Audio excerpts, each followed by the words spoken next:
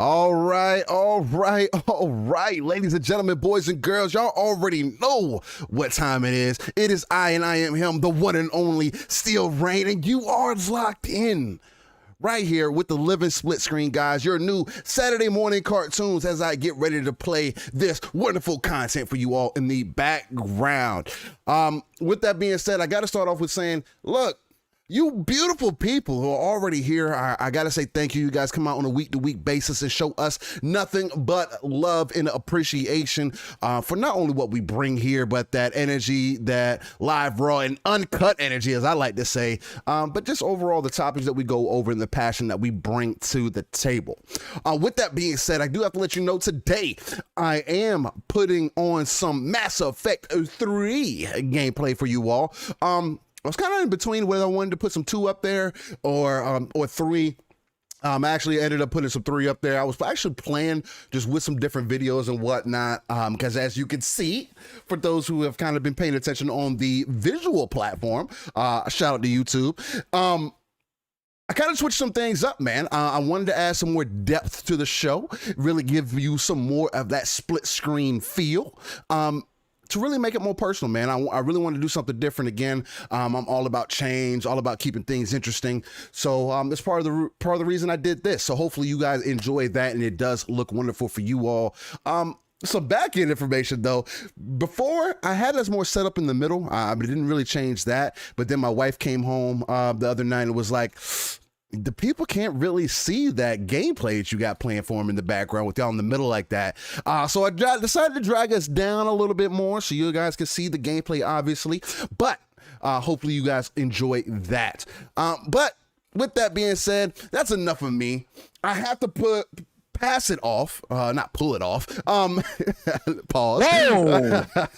Early morning pull off. Early morning pull off. You already know how I get down. But now, I have to pass it off to one of the most uncanny gentlemen, as I say on a week-to-week basis. My brother from another, the man of many talents with much knowledge, and he calls himself a grazer. I call him a man that just loves the game. But with that being said, my guy, the one and only Pong Steel. How you feeling today, man? What's going on? Brother, Saturday morning Living Splitscreen episode 40, brother. 40. We've been here, man. I love it. I look forward to this. Even when I gotta pull and drag myself out of bed, by the time this show gets started, you know we are ready. Steel, we are ready to do this. Look, gaming news is dropping everywhere. It has been another week of surprises, of interviews, of all sorts of craziness going on, because again, we are now ramping up 2022. We just came off of 2021, second half being absolutely phenomenal, especially on the Xbox side of things. The beginning carried by Sony and Nintendo doing their stuff. Hey man, they got me this generation. I mean this year. Look, I'm not gonna say this generation. Yeah. But they may have me this year between Pokemon, Kirby, and then also Bayonetta. I don't know, man. We'll see. But go ahead. Yeah, I'm going to be jealous if you pull out that Bayonetta on me. That's all I got to say. So I'm going to be really jealous. Don't worry. You'll have gameplay here for it. Don't worry. Oh, great. Thanks. I get to watch it. So, no, it's been a great week, Steel. Look, real life being real life. This is what it is, man. So we, getting busy and work is kicking my butt, and I'm not around in chats and stuff as much as I used to be. Mm-hmm. I miss it, but you know what? We get to do this, and I've got, my other shows too, but you and I get to sit down and talk about this. And I know I'm looking forward to your opinions on some topics that happened this week, because you were fired up the minute I logged in this morning. So I know you're ready. You got a family date day with Spider-Man today. I do. Yes. So you know what? We're going to be on a 3-hour max time limit here. As far as gaming goes, look, Outer Worlds to continuing that journey. NBA 2K22. I already had to admit my failings last week live on the air as far as contributing to the greed that is NBA 2K, and I did do that as well. What else have been rocking out this week? Man, I know there's something I'm missing here. What else? Oh, hey, anybody wondering about Anacrusis that dropped into Game Pass? Okay, here's the deal with Anacrusis. First person co-op multiplayer that dropped. We had seen a trailer for it. It looked cool because it's got a cool like 60s, 70s aesthetic, cheesy sci-fi look, which I like. And I was kind of looking forward to this game. And I'm not alone in what I'm about to say. And I'm all down for everybody. If you got Game Pass and you want to try it out, check it out. It's about 16 gigs.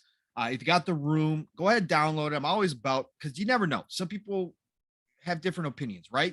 Again, Steel and I are all about that. Try it for yourself first. Don't 100%. listen to everybody else. 100%. But what I'm going to say is I'm not alone in what happened. So I downloaded this game. It's a preview. It's in preview. So there's no achievements, no nothing like that. Again, but like the stylized look to it, but it is straight up a ripoff of obviously something like Back for Blood. It plays the exact same way, but it doesn't do it well. Okay. Again, try it for yourself, but the gunplay, not good. Frame rate probably dips somewhere around 15, 20 at times, even on the Series X. So it's to me, it's not fun. You know me, Steel. Again, as a grazer, as somebody who has, an external 4 terabyte Terabert. This is continuing from last night. If anybody was watching Xbox Ultimate last night, Mav jinxed us and cursed us all last night because he came out with Namkai Bandai as a company. Namkai Bandai. Okay. And I think I know those guys.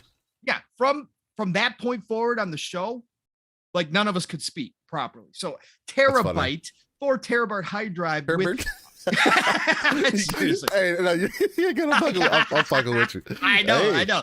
But you know what? With all the games that I keep downloaded and that I go back to and play consistently, right? It's very rare for me to download a game, play through one match, and then uninstall. But that's exactly what I did here with Anacrusis. So, I was looking forward to it, and I tried it out. And I was like, nah, this ain't it. So, but again, if you want to try it out, it's on Game Pass. Download it. Check it out for yourself. Again, don't always listen to everybody. I'm just saying that there's a lot of people. It's not just me. A lot of people said the exact same thing. Like, hey, this, maybe this game gets better. Again, it's in game preview, so it's not a full-fledged launch. So maybe the devs go back and work on it and get it into a better state. But right now, no, it ain't it. But other than that, well, I know there's probably a million other games I've played. Hey, you, me, and Mav had jumped into Battlefield last week after the show, or on Sunday actually. Right. Look, man, I don't know what people are still talking about as far as a game. I understand some of the criticisms about features missing, and there's a lot to work on, and they got but what they've done, Steel, and I think you agree, is that when you jump into a game in Battlefield now, a lot of those early issues are completely gone. And this game is playing pretty silky at this point. Mav had one issue. I didn't have any issues. I don't think I heard you say you had any issues while we were playing. No. I mean, I've had minimal issues since I've been playing on PC the entire time. You really have. Look, Battlefield's playing really well. As far as gameplay goes. Again, there's a ton of stuff missing, and that's all a different topic. But I'm just saying, from the standpoint, if you see somebody out there trying to claim, and again, everybody's experience is different. Some people have issues for sure, but I'm saying like the major stuff that a lot of people were experiencing all at the same time is gone. Like they've wiped it out, and the gunplay is tight. It's just gotten better and better. Like we talked about, we knew DICE was going to. So me and Mav, we had a great time for like 4 or 5 hours. So we were on it. Yeah. It was good stuff. So other than that, that's been my week, Steel. So you know what? Feeling pretty good. I know I've hopped into Forza Horizon 5 again and played around in there for a little bit and stuff like that. But otherwise, it's been a great week, man. I'm just happy to be here on Saturday with you. So let's get to it, Steel. You got anything special that you've been rocking out to playing? This week for me, I guess I didn't really get into that. I mean, first off, let's start with, I got to shout out to Midweek Mix-Up Collective for letting Living Splitscreen continue to be us and just supporting us from everything that we do here. Shout out to Wandering Dutch and everyone that is involved with the squad. Shout out to y'all, man. Other than that, for me, myself, let's see. Again, it's been Halo. I've been going back and forth with this whole messing with my sensitivity thing. It's been it's just been driving me crazy, man. I don't know. From what I experienced during the beta to now, I've been fine tuning more than I would prefer. And it really is because it's been up and down, and it's more so probably just because I haven't been consistent playing the game every day. I've been trying to get back into Horizon Zero Dawn, but again, me with single player games, unless it really grabs me and makes me not want to play anything else, I just haven't had a chance to get back to it because I'd rather play another multiplayer game. And that's always going to be the biggest caveat for me. Halo Infinite, it's always going to come first before anything else. And if I have that inkling to play the game, maybe I'm stretched for time. That's the biggest thing right there, right? It's time. Depending on where I'm at, depending on how I'm feeling, that's kind of been the thing. Other than that, like you said, we did have a good time on Battlefield. Again, a lot of people talk about gaming, don't actually play games. I think that's the biggest thing that we're continuing to see and run across, and why people are running into some of the issues that they're running into. Also, just going off of other people's opinions. Again, you know how I feel about that here. Definitely play games for yourself. If you have a genuine interest, jump into it, try it out. Again, $70 is a big ask, and I do think at this point, and it's kind of one of those things that I led off with saying before Battlefield came out, that they really needed to make sure everything was established up front. But this seems to be another Battlefield that is going to take 6 months for them to be in a good place. Now, I could say the same thing about Halo. Although the gameplay in Halo is fantastic, I just can't get past that. This skill base kind of gameplay is something that's really hard for me to get away from. But other than that, man, I've also been in and out of Anvil. That is also on Gamepass. I want to get back with you on that, man. I love that. It was an excellent game. I thoroughly enjoy it. For one of those isometric kind of games, it's a shooter. It's a roguelike kind of game. It's a twin stick shooter. Twin stick shooter, excuse me. And it gives you those old school feels, right? Running around, destroying monsters, building up your character, and those reset runs. It's like playing Hades with your buddies, right? It's a 3-player co-op, and it's an amazing time. The biggest thing about it, for those who haven't played, is like you go through these runs, and the point of these runs, as I've come to find out, is you're looking to get these permanent add-ons that you can put on your character, which you only get through every run that you do. Now, yes, you want to complete the run for sure, because that's how you can kind of guarantee yourself better upgrades that you can kind of carry on through every playthrough, because you can have, I believe once you beat all 3 planets, excuse me, that you get 4 slots that you unlock that you can have 4 different things on, not abilities. I should say not abilities more so, but more so like add-ons. So for an example, 30% extra attack speed, things like that. Or, hey, every 5 seconds you generate a shield and when you take damage, or stuff like that. And then they also have like a skill tree that you kind of build up over time that is kind of built off of you leveling up, right? It's really enjoyable. It's really enticing. I'm really interested to see how they develop this over, since it is in-game preview. And they do have achievements on this game preview for Anvil. Yes. I was just saying how Anacrusis didn't have them. Actually, Anvil does. So 100%. But it's definitely a fun time. Mr. Joanna Dark was saying, I'm currently playing Horizon Zero Dawn, and the beginning is rough. After you get past the long intro, the story is incredible. It finally clicked after trying to play 7 times. And for me, I feel the complete reverse. The game clicked with me from the jump. I'll say here, I don't understand what people find boring about it. If it's not your play style, I can understand that. But what do you expect? You're facing giant robots. The game wants you to be strategic. The game also gives you the option to be more in their face. No, is there robots all over the place and the world filled with stuff? No. You got to think about when it came out, though. It came out on the PlayStation 4, man. Like, they couldn't add that much on, and which is why I think a lot of people are hyped for Forbidden West, because I think that will be there. The world will be more filled, and there will be more things to kind of engage with and things like that. Pro tip though, don't be in the face of a T-Rex. Okay, don't be in the face of one of those T-Rexes. Those things are on a whole different level. I tried to fight one of those straight up, and no, that's not it. Yeah, no. I tried to do it 3 different times, and it'll one tap you every time, and I'm like, okay, well, this is pointless. but yeah, man, it's been a good time. So I definitely want to get into it.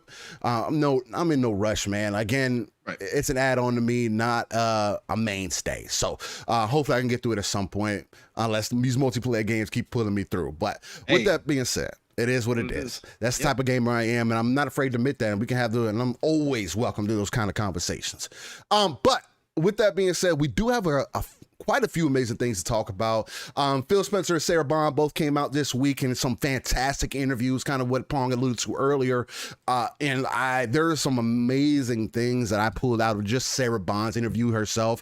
Phil's has just been continuously, consistent on the kind of what he said. And I found that interview with Phil that he did with Kara Swisher. That's her name on Twitter. That's her Twitter handle. Or you just guys can just call her Kara. That is with the Sway podcast, not to be confused with the Sway morning show, the rap show and everything that's been around for a long time. Shout out to Sway, amazing gentleman. But no, this is one that was called the Sway podcast. Is they do this through the New York Times. If I'm not getting that confused. Either Wall Street or New York Times. I can't remember which one. I pulled the article from New York Times. Okay. But it may be from Wall Street. But I pulled the article from New York Times. So okay. It's their opinion. It's like an opinion. Right. Special that they do. Yeah. Right, exactly. And then also we're going to talk about a little bit about console sales. Again, it's not something that's super important, but it is something to pay attention to because console sales are bigger than ever. I know a lot of people say, oh, the PC is devaluing my console. Obviously, it's not. Console sales have been doing better than they ever have. Even Phil's come out and said, hey, we've sold more Xboxes at this point than we did last generation. And that's just kind of been continuously than any generation. I mean, yeah. But I'm just comparing it to the last generation. I know you are. I know you are. Because even last generation, they sold more than the previous, so on and so forth. But yeah, they sold more than any generation at this point, this far in. And I think that's a unique thing. We definitely want to talk about that. Also, we do want to talk about some of the toxicity in gaming. And that's going to be probably a lighter topic. Me and Pong always tend to touch on these things just because it is an important thing. But this has to do more so with the chick from G4 TV. Also, they've that whole crew has kind of had some up and down things as far as diversity goes, as far as sexism goes, as far as just a bunch of different things because that could possibly be seen as them using as an advantage or them kind of sending out a cry for help that may not necessarily be needed, but we'll talk about it. STALKER 2 was delayed. Does that hurt Xbox as far as their exclusivity list goes? I've seen a lot of conversation about that going on. I definitely want to speak on that. And then a lot of people seem to be up in arms about PlayStation continuing production of the PlayStation 4, even though it's only about a million units, right?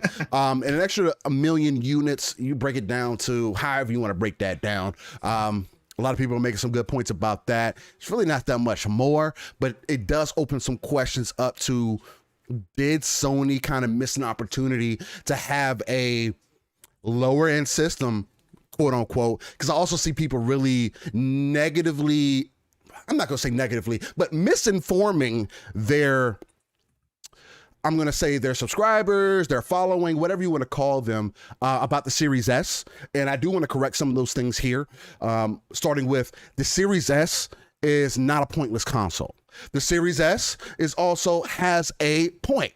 There's a reason why people buy 3080s, 3090s, and there's a reason why people buy, as we've come to find out, 3050s, and then also 3060s. There's a reason that people do those things in the PC market, and then there's a reason why it also happens in the console market. You give people access. No. Can the Series S do 4K?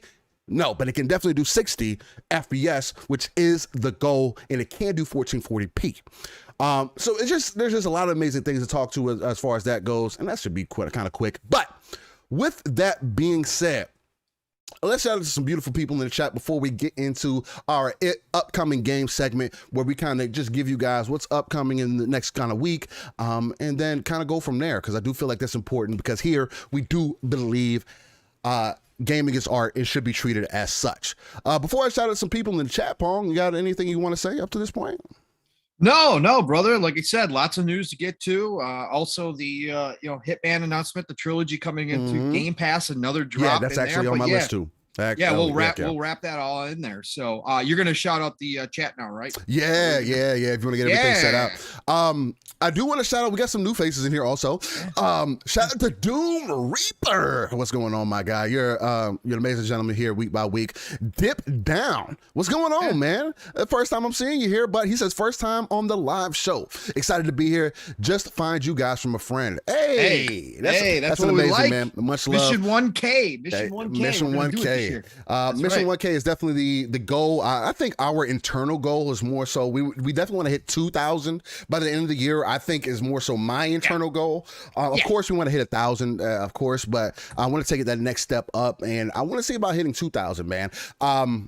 Again, I feel like what we bring here is a lot different than other places, from a production standpoint, and then also from a passion standpoint. That's just me. You let me know how you feel. Pong, tell me if I'm tripping, but hey, also, who we got here? Pink Vibes. What's going on? First time seeing you here. That's an amazing thing. Love you. Love you and appreciate you being here. The Sly Crow. That's Patua's girl. Oh, it's Patua's girl? Hey, what's going on? We got both of them in here today. We got the couple in here. Mr. Patua 070, what's going on? How you feeling today, my brother? Jigga J, what's going on? Brian Hopkins, Hertog Vin X, G Bone 117. Hey, he already holding it out for the Halo. You already know what's going on. Mr. Joanna Dark, what's going on, my guy? Who else we got in here? I'm gonna scroll up. I saw Wandering Dutch in here earlier. Shout out to you, man. Again, shout out to the Midweek Mix-Up Collective. Also, y'all peep me checking out photo mode right here. Mass Effect, I'm getting it in. Also, who else we got in here? Tony Grosso, what's going on? Parent Plunk, excuse me. 1983, what's going on? Who else we got in here, man? We got quite a few people in here. Lady Foxfire, what's going on? Victor Click. Always good to see you also, my guy. Black Card. Fat Boy Horror. What's going on? Rescue Squad Cope. Retro Nerd. Who else we got Peace, Love, Life himself. Mr. Dragon Heart. Yobi. What's going on, man? Rain of the Third Eye. Fat Boy Horror, if I didn't shout out him already. Casket Repair, what's going on? Studos, what's going on, man? He's working on some things for us in the background. Shout out to you, man. Dirt Griggity, what's going on? And then Pixel Slapper, I see you in here. Look, man, shout out to everybody that's in here, man. You are tuned in to the Living Splitscreen, a non-console centric platform where we talk about everything going on within the gaming industry and more, man. Whether that's Xbox, Nintendo, PC, PlayStation, no matter what, we do come from a neutral standpoint. Yes, do we have certain things that we favor? Sure. I mean, everybody does. That goes for anything. But we do tend to be non-biased here. So I think that is another thing that we do pride ourselves in. And then also for our audio listeners, shout out to y'all, whether you're listening on Anchor, Apple, Spotify, Google, or I believe the last one is STALKER. Nah, I can't remember. I don't want to say it wrong. But for those listening on the audio platform side, much love to y'all. Appreciate you guys continuously shouting us out.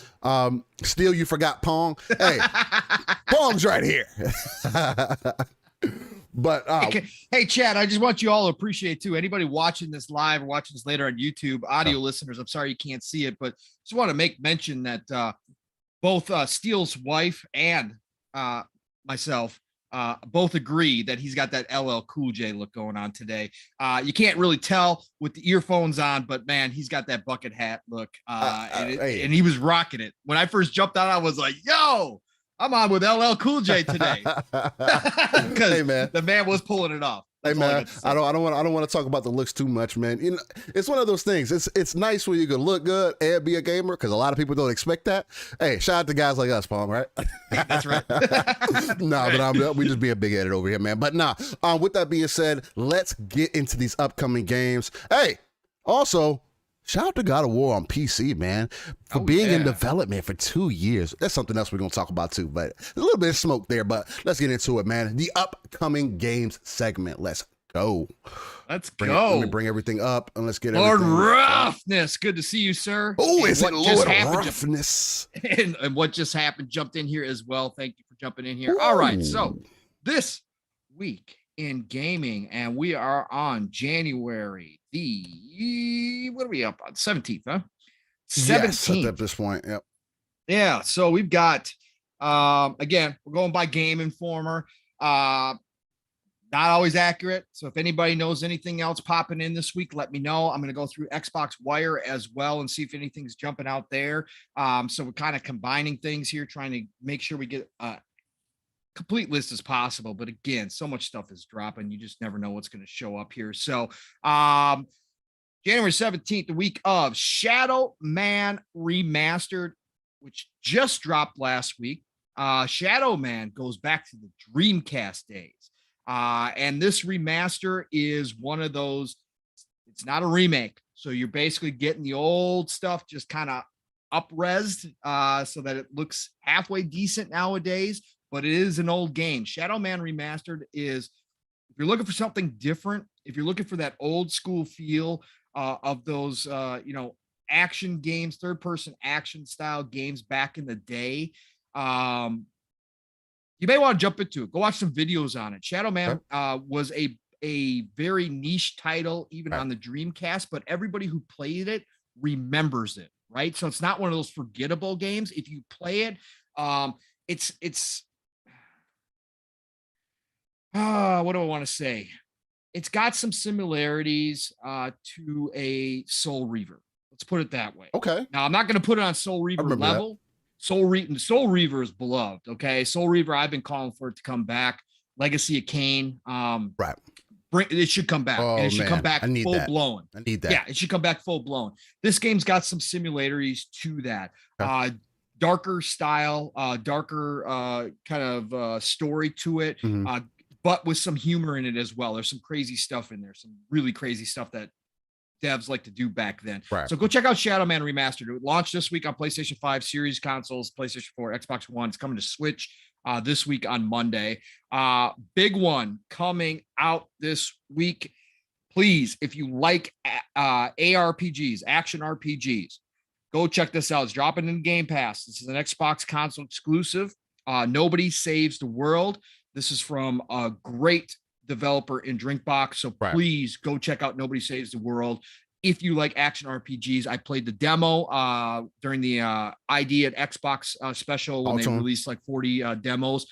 Excellent game. You get to switch out. Basically, you're a nobody, right? As the title says. So you're this dude who doesn't have any detail. It's just like a little kind of white dude on the screen, right? And then you can swap out. You get the abilities of other character types, like a rat, like a knight, and you can swap those during your gameplay, which gives you different abilities, right? So, and each one of those has kind of like a simple skill tree that you power up as well. So awesome game.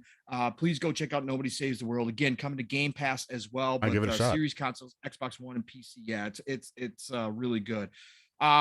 River City Girls.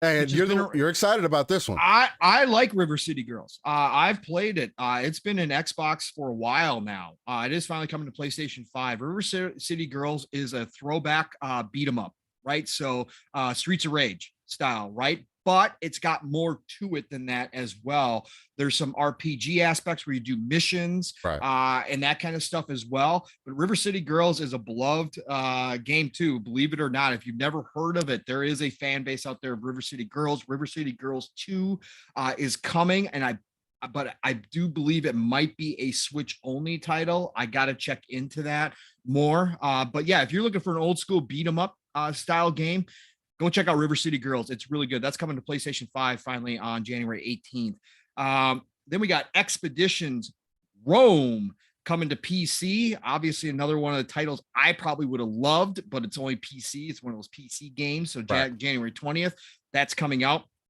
Paparazzi coming to Xbox Series consoles and PC. Steel, has this been released on anything else, or is this an exclusive? Yeah, it's an exclusive. It's a console exclusive. It's a console exclusive, man. This is the one. I think we did see this at some point where you're taking pictures of dogs. That's what you're. Hey, what's wrong with that? That's what you're doing, man. It's a simulation game. Why not? So, hey, nothing wrong with that whatsoever. That's coming out January 20th. So if you looking for something, you know what, Caitlin, shout out to Caitlin. I don't know if she's in here yet. Obviously, Fun Speculations wife. Caitlin, you might like this one. Check out Paparazzi. I don't know if you've seen this one yet. And then, of course, we get to Rainbow Six Extraction. So again, this was anybody who does not know the history of this yet, Rainbow Six Siege, obviously really liked game, really popular game still to this day. It didn't start out that way, but Ubisoft and that team over there turned it into something good. A lot of esports around it. Rainbow Six Siege, either you love it or you don't, usually when it comes to Siege. Either you love that play style or you don't. Again, I liked it when it first came out. I played a lot of it with my kiddo back in the day, but then I got off of it because, of course, again, grazer me, I can't stay on anything for very long. Mm-hmm. Jumping back into it now online, look, you're talking about the sweaties, baby. You're talking about, again, it's like it's like if you're going into Halo ranked and you haven't played Halo before, right? So you're going to sweat. Yeah, you're going to get your butt kicked. Okay, so a lot of people don't like that, but again, it's got a big fan base. Anyways, they came out with a special mode. I think it was for like a month-long special. I don't know, like 2 years ago, I want to say. Like and they had this like alien version where it was your team versus this alien thing. And everybody loved it. And then they pulled it. But Ubisoft saw the popularity. Everybody was calling for the mode to come back. In classic Ubisoft fashion, instead of bringing that mode back to the Siege players, they said, hey, we can make a whole game out of this. Let's create Rainbow Six Extraction. Yeah, exactly. So that's exactly what they did. So we now get a Rainbow Six Extraction, PlayStation 5, Xbox Series consoles, PlayStation 4, Xbox One, Stadia, and PC. So it's basically coming out on everything except for Luna and mobile. And we got the news just last week, as we talked about, Steel, that this is coming to Game Pass day and date. So January 20th, you've got Game Pass. Again, look out. It's a co-op multiplayer. They've got 18 different, they don't call them agents. What do they call them? Operators. Thank you. Operators. I always get those two. I always forget one or the other. 18 different operators with all different skills. You can power them up. Of course, they're going to have the monetization in there. You're going to be able to change out your skins. You're going to do all sorts of crazy stuff. This game, as we talked about last week, still didn't have a whole lot of hype around it. A lot of people were like, I'm not going to really pay for this. Guess what? It's in Game Pass. Download it. No risk, right? I'm jumping into it. Steel, I know you'll jump into it just because I'm jumping into it at some point. It's multiplayer. Why not? Right? Yeah. It's on Game Pass. Cool. So go check it out. Rainbow Six Extraction is coming, especially if you got Game Pass. But I know a lot of people, there is a portion of the Siege community that is excited for this. It does look a good portion. It does look really good. Again, if you know one thing about Ubisoft games, you know it's going to play well. It's going to be polished. Okay. Right. There's no doubt about that. Now, whether or not that's enough, we'll find out. But it does have potential. Let's put it that way. Lord Roughness says, can you play Extraction single player? Yes, you can. Yes. Yes, you can. You do have the single player option. It does give you bots, and it does, from what I've seen, the bots are actually pretty solid. And they're not overly terrible. I mean, we'll see when the game comes out. It's always hit and miss with that, but Aliens looked like it had decent bots too. And then you get down, they're okay for like the first few levels, but you get down and dirty and it's over with. So I'm sure it's going to be a much tougher experience, but they did actually promote it in their video, which gives me hope that they're actually have had some focus on it and are trying to make it an enjoyable experience for everybody. Right. So yeah, you can play solo for sure. That's and cool. The other thing too about Extraction, because I've seen a lot of people make this comment. It is not going in Game Pass because nobody cared about it. Y'all have to stop saying this dumb shit. And that's for me to be frank, because there's been several shows that I've heard say this. Yeah. Games don't just come into Game Pass because the game is trash. Right. By your definition. Again, no. This is, and I'm gonna go off on a slight tangent here. We can kind of call this the Get Help segment, and Pong, you can kind of reel me back in or comment if you would like. Yeah. And mainly, it's kind of sad that it's stemming off of Extraction, but the main thing for me is that y'all out there who make content for people to watch, for people to get into, and don't do your research or think that you speak for the community, need to go sit down somewhere, because you don't. Your opinion isn't that great. You don't speak for anybody, and the intellectual stupidity that you put out there is beyond me. And the only reason I say that is because people continuously say that games are trash, or games that come to Game Pass don't serve a purpose, or they only became there because of it just didn't get enough attention. You are just being intellectually dishonest, and that's unfortunate. So, and I would have to let people know, stop paying attention to these people. They don't represent us as a community, and they're not going to help us grow. And if you guys want to continue to give them attention or whatever, that's up to y'all, man. I'm gonna leave that, beauty is in the eye of the beholder, just like anything else. But it's frustrating to me, because these people really think that they represent us, and they don't. As we'll kind of talk about later, as far as the bigger picture goes, again, console gaming is bigger than ever. Gaming is just bigger than ever. And you definitely just want to listen to people who are more in depth, actually play these games, and also want to see your community grow, see the industry grow, and want to put good information out there. That's the biggest thing for me. Paul, how you kind of feeling about that, man? Yeah, no, I mean, again, I've said it, that Rainbow Six didn't have the hype behind it that Ubisoft would have liked to see. And again, with co-op multiplayers these days, there's so much competition that games get lost without having a good base. So, again, there's ways to discuss it, and to straight up say that a game is trash and that's why it's going to Game Pass is not an intelligent, or that nobody cared about it. They're right. That's not an intelligent conversation. Is it true that the hype levels were low on this game, and that's part of the reason why you're seeing it drop into Game Pass? Absolutely, of course. Again, a game like this, a co-op multiplayer, you have, even one that you can play solo, you still have to have a player base for it to survive. Right. And obviously Ubisoft, we know, again, monetization is huge right now for them. That's what they're trying to do with a lot of their games, whether you like it or not. Again, to have that monetization work, you got to have people interested in the game. So dropping a game into Game Pass is free hype.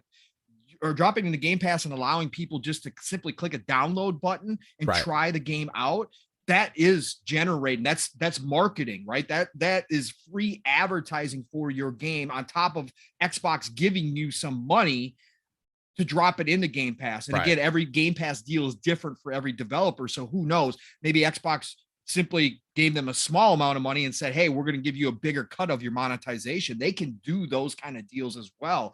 There's all sorts of things there. So it's not completely false that the game didn't, is being dropped in the Game Pass because the hype wasn't there. But to simply say that it's trash or nobody cared about it, that is being intellectually dishonest, right? There was excitement for this game. There was a lot of Rainbow Six Siege players who've been waiting for this game because this is the mode, again, that they were all wanted to come back to Siege. So again, if there's just ways to discuss it, and what S.T.A.L.K.E.R talking about here is that fanboyish way where you simply dismiss a game because it's coming to Game Pass because you personally don't like the Xbox ecosystem. That's the wrong way to think about this. This game could have legs. This game could wind up being the next big thing that everybody's streaming. We don't know, right? We don't know. Game Pass is just another vehicle to help with that. And again, like I said, I wasn't going to pay for it. Even when they dropped the price to 40 from 60, I still was like, like I like the look of it. I can see the ideas behind it. It looks really interesting, even though it's been done before with 18 different operators and Right. strategy involved with building your team. I was kind of excited for it. But I just wasn't going to pay the money up front as a budget gamer. But dropping the Game Pass, hell yeah, I'm going to play it. I'm going to download it. I'm going to try the hell out of it. Right. That's what it's about. So yeah, definitely still I agree with you from the standpoint of some of those people that are being intellectually dishonest that want to talk about that from the standpoint of, oh, it's in Game Pass, it's instantly trash. Now, I mean, that's been put to bed. Exactly. And then people also try, I mean, it's the main thing I'm speaking to is people using it as ammo. Because the other thing people also say is that they try to make it seem like a bad thing. Like, oh, you got all these co-op and these online based games that go into Game Pass, and that's a bad thing. Why they have so many in there? And it's like, I would rather have co-op multiplayer games in Game Pass than any single player game in whatever service. Right. It's what's going to keep you engaged. Like, what conversation are we really having here? That as a gamer, how can you say more games is bad? I don't get that. Like, I don't get that argument, man. But either way, again, not to get so deep into it. Again, we could definitely make this the get some help segment, but. Again, Rainbow Six Extraction just has brought that out of some people, and I definitely just wanted to bring that up because, again, we got to stop bringing attention to these people. But if you like it, I love it. Like I usually say. Yeah, absolutely. Okay, let's see here. Where were we? Okay, there we are. No, it's a good conversation to have, Steel, and sometimes we got to have those sidebars because it is necessary to, again, because that's what we promote on this show, right? So we got to continue with that. When we see it. And so I appreciate you bringing that up, brother. Windjammers 2 also coming out on January 20th. Hey, Windjammers, yo, look, I watched some videos. I can't remember playing Windjammers 1, but I've seen videos on this. This is like 1v1 dodgeball, okay, with special abilities. It's actually kind of cool. There's like a lot to it. There's a strategy involved. It's deeper than it looks when you first look at it. It's got a good following. That's why they've got a sequel coming out. And this is coming out PlayStation 5, PlayStation 4, Xbox One, Switch, Stadia, PC. So Windjammers 2 is coming out. Check out the videos on this because I know a lot of people, like I love Super Dodgeball back in the day. Right. I go all the way back, right? So Super Dodgeball for me was fantastic. Me and my sister had some epic battles. Right. Excuse me, epic battles on back on the day on the NES. I love that game. And so this is similar to that. Like I said, it's like a 1v1 dodgeball, but you can do all these special throws, all this craziness happening on screen. It's really stylized. So check out Windjammers 2. And I think that's all we have on this list here. So obviously let's talk about this real quick. Steel, we'll pop in Hitman. And talk about it real quick. We don't have to make a big topic because I know we're in a time limit, but Hitman, the trilogy is coming to Game Pass this week as well. Yes. So, and the trilogy as a standalone is also dropping this week. It's not on the list for Game Informer because it was kind of announced out the blue this week. Right. So anybody who doesn't know, Hitman 3 is a portal. Okay.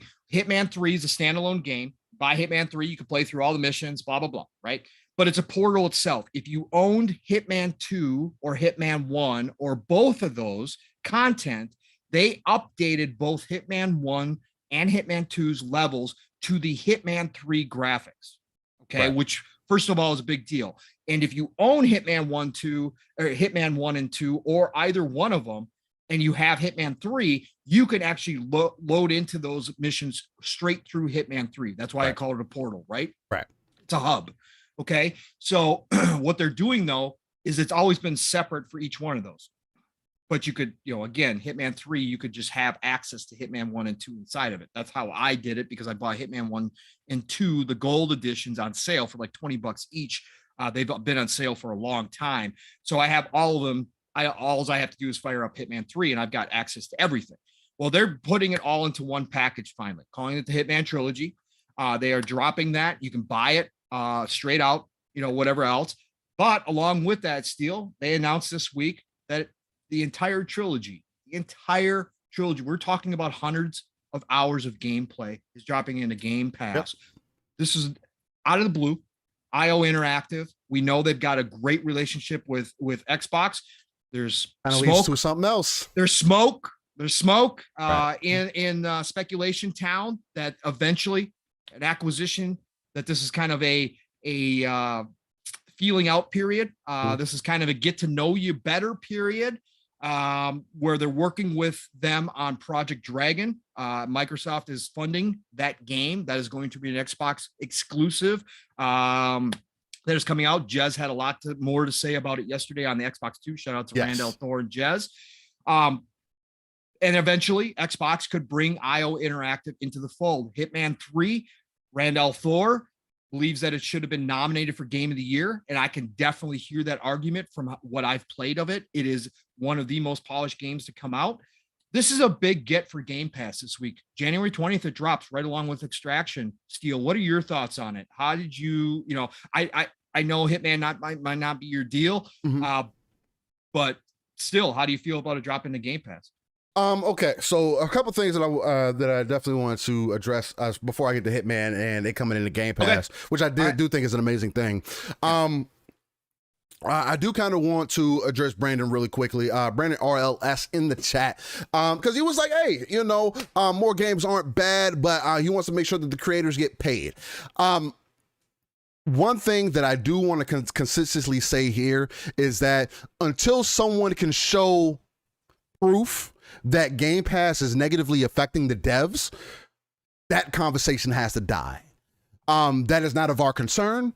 Obviously, if Game Pass was such an issue, there wouldn't be so many people wanting to get into it, as we've been hearing. And also, it wouldn't be getting the attention that it is garnering. That's the main thing. Again, I know we like to sit here and be armchair CEOs and think about these things and think about other examples and what could be possible and make sure that everybody's getting taken care of. I can tell you one thing. If Game Pass was negatively affecting anybody, they wouldn't be doing it, and we would definitely be hearing about it. Think about the day and age that we're in today, where people can be canceled 6 hours from now. If that was really the case, we would know about something like that at this point, when we've heard nothing but the opposite. I just don't want you to be misinformed, and I don't want anybody else to be misinformed that is something that is happening. Just because games are coming into Game Pass doesn't mean that devs aren't getting paid. Publishers not paying their devs is something completely different. Not being upfront, maybe they're in a bad deal or whatever the case might be. That's a completely different conversation. And companies like Square Enix, companies like Activision, companies like so on and so forth need for people to speak up about that, because that's the bigger problem. It's not to get the games in Game Pass. Game Pass is doing nothing but getting people more attention on their games, not causing the devs not to be paid. Because obviously, if you do a little bit of research, you can also see that they get paid up front before the game comes into Game Pass. And again, if they're locked into bad deals because of whoever's above them, again, their publishers, whatever the case might be, that's a completely different conversation.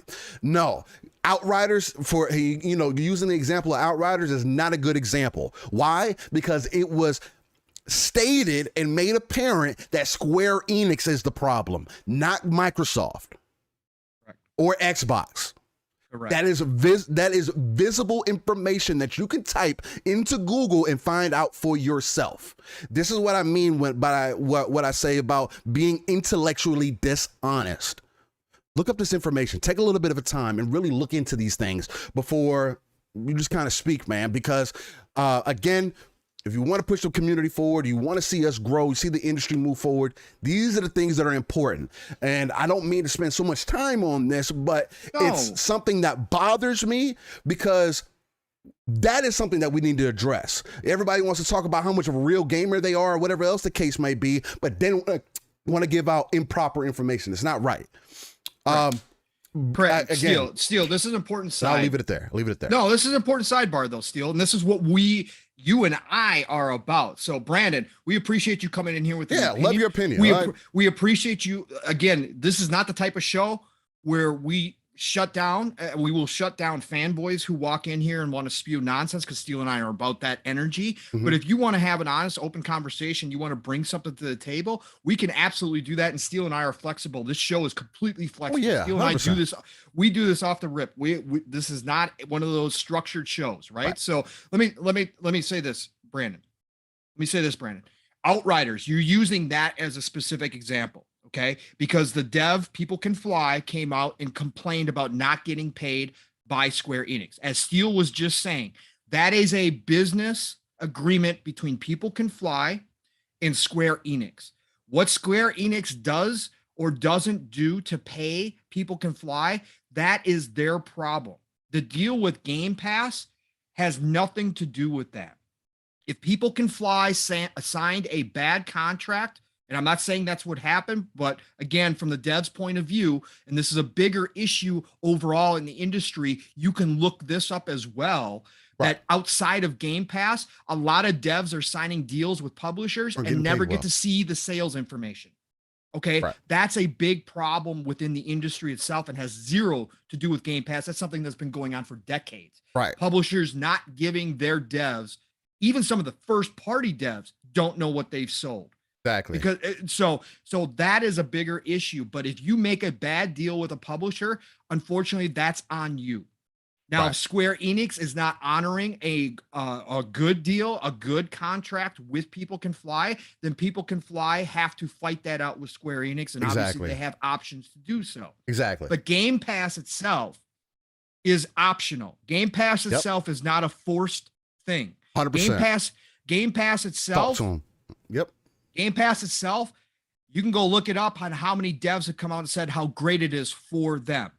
Now, is every deal at the end of the day, could there be some deals that work more in favor of Xbox than the devs? Sure, but the devs weren't forced into it. They walked into that agreement room, and Xbox Phil has come out and said specifically that they go ahead and work with each dev, and they give them different Game Pass deals based upon what the dev wants to do. Right.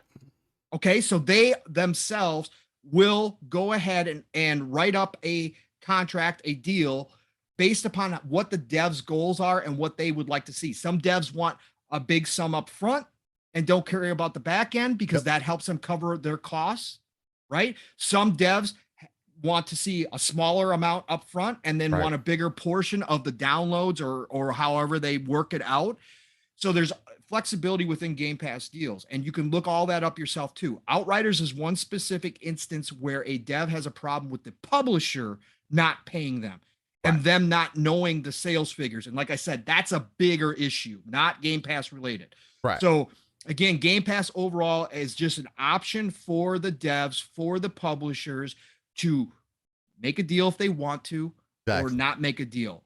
But again, there is a lot more people out there talking about how Game Pass has helped them, how it's increased sales, than there is anybody who has come out and complained that Game Pass didn't do them a favor, right? Because again, that would have been an optional agreement that they entered into knowing full well what the deal was up front. Okay, period. And again, if you make a bad business decision, that's personal responsibility. You gotta that's on you. That's not on Game Pass. So again, just go look. And it's not to attack you directly, Brandon. I mean, it's not attacking. You bring up an amazing point, and it's something that I do want to give people clarification on, is because people do say those things. It's education. So we definitely want to be as upfront with you as possible and let you and definitely say, yo, you bring up some good points, but yes, we want the creators to get paid too. But if you want the creators to get paid, you're looking in the wrong place. If you're looking at Game Pass, that's not the place to look. Look at the publishers. Look at these deals that are being made. And there's nothing wrong with being real, being honest. But if that's what you're really looking at, you're looking on the wrong side of the fence.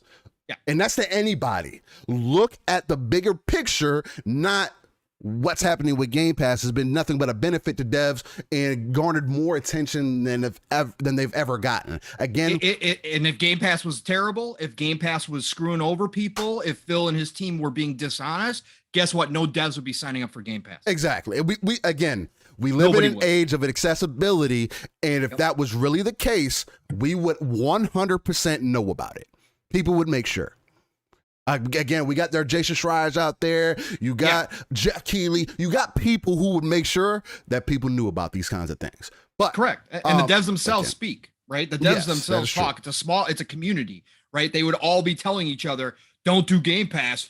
Phil and his team are screwing people over. You don't want any part of that. That's exactly the opposite that we see happening right now. Exactly. So again, I think more people than not are happy with Game Pass. Again, could there be a situation that happens with a dev that they sign a deal that they think is a good deal up front? They get a boatload of money. They're happy with it. Their game explodes and they're not getting the back end money off of that. And they look back on it and go, dang, man, maybe we should have cut a different deal. Right. Yeah, that happens. That happens in every industry across all businesses. Yeah, that's business, right? So that could happen, but the devs are getting paid. They're not dropping their games into Game Pass for free. I can tell you that much. Yeah, Xbox is paying. That's a fact. Yeah, that's a fact. And we just got to. I mean, I'm pretty sure I can speak for Pong on this too. We just got to get out of this mindset that we need to worry about whether Microsoft is making sure people are getting paid or not. Yeah, Game Pass is nothing but a benefit to us as the consumer, and we don't need to worry about like on the back end of the information unless we hear otherwise. We don't need to worry about that. If it's a failure, Microsoft will eat it as a failure.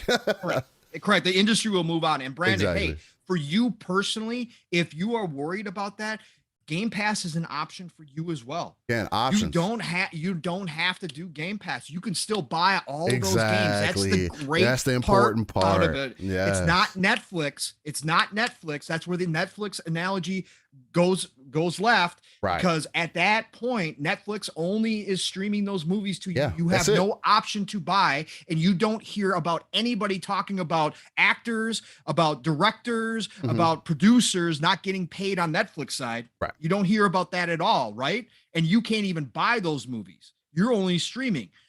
Over on Xbox side, Game Pass, you can buy the games, you can join Game Pass, you can do both, you can do only buying, and you don't have to join Game Pass, right? So that's the difference here, is that you still have that option yourself as a consumer to make that choice as well. Right. And either way, cool with us. Don't care what you do with your money at all. I never pocket watch anybody. Don't care. Right. You do what you feel is best. But like I said, over on Netflix side, there's not even an option to buy, and you don't hear people not getting paid over there. You don't hear that argument, how movie studios are getting screwed over by Netflix. But you hear about Netflix spending more money. Right, exactly. That's what you do hear about, right? Yep.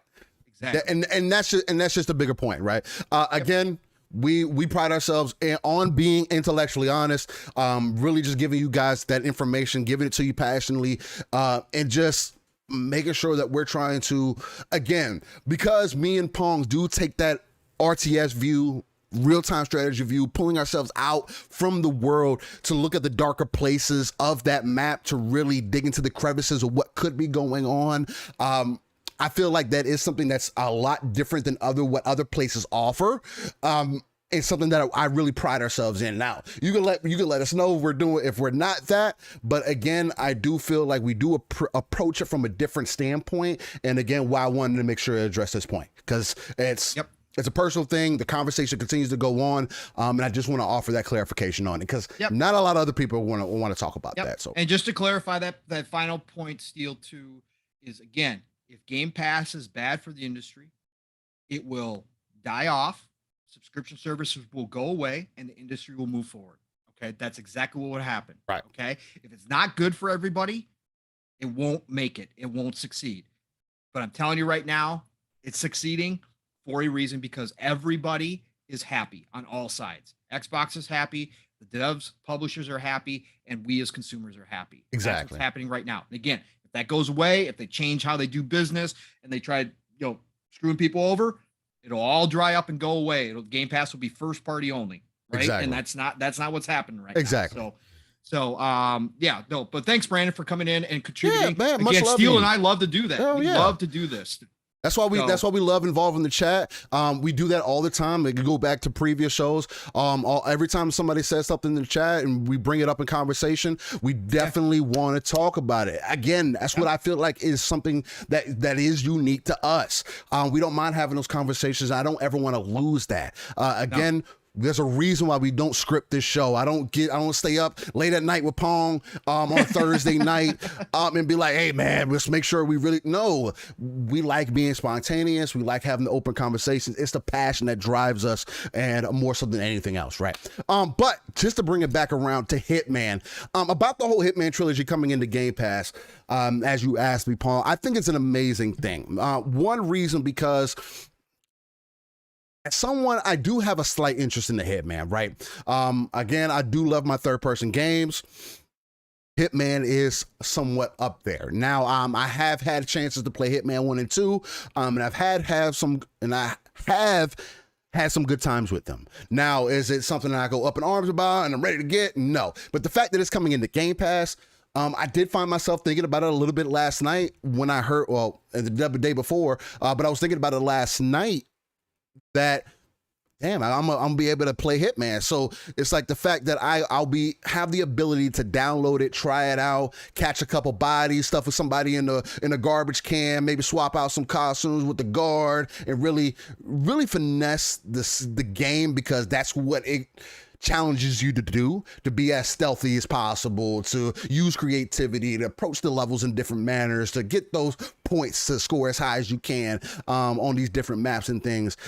I think that that's an amazing thing, and it's going to cause Hitman to get more attention than it's ever gotten before. I think that's the main thing, because a lot of people are kind of standoffish about it, like, I don't know, and especially for Hitman 3 to kind of, as some people have said, some people have considered it their game of the year in some facets. So it's one of those things that gets me interested. Again, I found myself kind of thinking about it like, man, I want to try some Hitman right now. And I think when it releases, I'm definitely going to give that a shot, give it a run through. Again, I'm not the most stealth-driven person. My wife would tell you all the time, every Splinter Cell that I've played, the point in Splinter Cell is to be stealthy. And before you know it, I'm halfway through the level, lighting everybody up. You know what I'm saying? Like, that's just how I get down. It happens. Bab does too, Rambo style. and it's like it's a mixture between. I'm like, before you know it, I'm in a mixture between Splinter Cell and the greatest, like, any action RPG game that you could ever have played, like at any point in the moment. But I love doing it that way, because then that next time, that's what makes those games replayable. Let me approach it a different way. Let me see how I can attack it at this angle. Let me go outside this way, hang out the roof, hang out the window, grab them out. There's different perspectives and things. I think it coming to Game Pass is an amazing thing. I think it does nothing but give credence to exactly what we just speaking on, which is why I kind of wanted to bring that up before I got in Hitman. Yeah. Is getting more access, more eyes, and it doesn't do nothing but benefit the dev and possibly kind of lead or show them the road on to them making their next game. I made a comment earlier this week. I think it was either yesterday or the day before, that because people were trying to talk about God of War, and I guess we can kind of segue into that, where the God of War devs came out and said, hey, we want our game to come to PC. Like, they straight up knocked on the doors of the top guys' doors and was like, look, we want our game to be on PC. Why? Because it's going to garner more attention. You guys, and I made the comment that everybody wants your single player games to thrive and live on. The only way to do that is if they get more attention.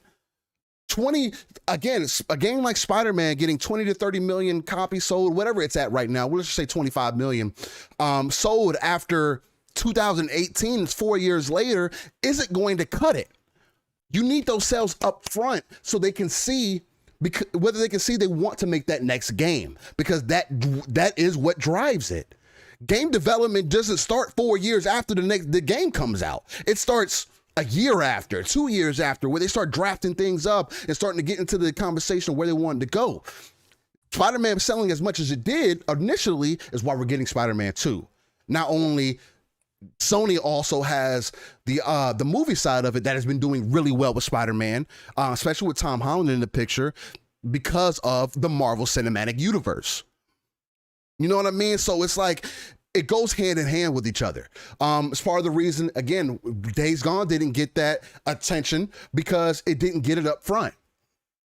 It had issues, bugs, it got bad ratings. Sony cares about those things. When we also know that they are just very picky and choosy when it comes to that, because there are other games that maybe haven't rated so high, but they have given a chance to. So, but overall, it just goes right back to the reason that these games are coming to PC. And again, it does not devalue your console. That's the other thing about it too. That I kind of want to add in here is that the devs obviously see that. It doesn't devalue the console because there was actually a video that I was going to put up. I kind of stepped back from it, but I probably should have just posted it. And I was saying in my little video that I kept to myself that not everybody, PC gaming isn't for everybody. There's a reason why Pong doesn't want to play on PC. There's a reason why anybody else doesn't want to play on PC, because it's not for everybody. And the biggest suggestion that I can make to anyone is if you do not have a genuine interest in computers, don't be a PC gamer. You're going to run into frustration. You're going to run into issues. You're going to run into situations where you have to troubleshoot and you're going to be frustrated. Console gaming, you don't run into that. It either works or it doesn't. And 9 times out of 10, almost 10 out of 10, I can say 9.5 out of 10 times, your console, as soon as you turn it on, it works. No questions. You're not thinking about it. You're not whatever. You're not running into some error with some hardware saying, hey, maybe you need to look into these different things. Oh, here, or you're having some kind of system error, 800, whatever. You don't have to look stuff up on Google. You're waiting for Xbox to fix it. You're waiting for Nintendo to fix it. You're waiting for PlayStation to fix the issue. And then boom, you're right back online. No thoughts, no gimmicks, nothing. And people have to stop telling anybody else, oh, you should just get a PC. That is not an answer. There's a reason why there's such a discrepancy in the market. Yes, PC gaming is bigger than both console markets combined. Even if you want to include Nintendo. It is. But that doesn't mean that everybody wants to be a PC gamer. Consoles are not going to become extinct because of PC gaming. No, what it's going to do is cause more traction, more eyes, again, giving more accessibility to people, causing more of an influx of money to come in. Therefore, supporting those single player games, whether it's first person, third person, whatever the case, JRPG, RPGs, no matter what it is, that is all that it's doing. Point blank, period. Obviously, it's not devaluing the console because console sales are bigger than they have ever been. And we'll get in that also. But kind of pass it off to Pong because I have been talking for a little bit. Pong, how do you feel about this whole thing? Kind of moving over. I know you brought it to me with Hitman, and then I kind of carried it into about this whole thing with God of War, it coming to PC, and then the whole discrepancy with there being an issue or people saying that, hey, it kind of devalues the console. With these games coming to PC, and then devs, us hearing the devs knocking on doors saying, hey, we want our games on PC, hit them also, us coming out with the news, with them coming out with the news, I should say, that it's actually been in development for 2 years. What do you think about this whole situation? Does it devalue the console? What is your opinion on this whole thing, man? Yeah, first of all, let's go back to Hitman real quick here. Just wanted to say, agree with all your points, Steel. You were spot on with that. Again, for IO Interactive, again, shout out to them. One of the up and coming developers in the space. They now have the 007 license. We're getting a Bond game. You could not find a better partner to make a Bond game than somebody who does Hitman. I think they're going to knock that out of the park. But for IO to drop the trilogy into Game Pass, like you were saying, Steel, that accessibility to allow people that have not experienced it or look at Hitman and go, I really don't know if that's a game that I would be interested in. Again, people can get get In a misconception. they can develop misconceptions based upon just looking at something. Right. Because a lot of times when you look at Hitman, even if you hear people talk about it, sometimes it doesn't filter in until you actually get your hands on with a game. And from the outside looking in, Hitman could look very like, oh man, I gotta find there's probably like one really right path, right there. I gotta find that path. It's gonna be tedious.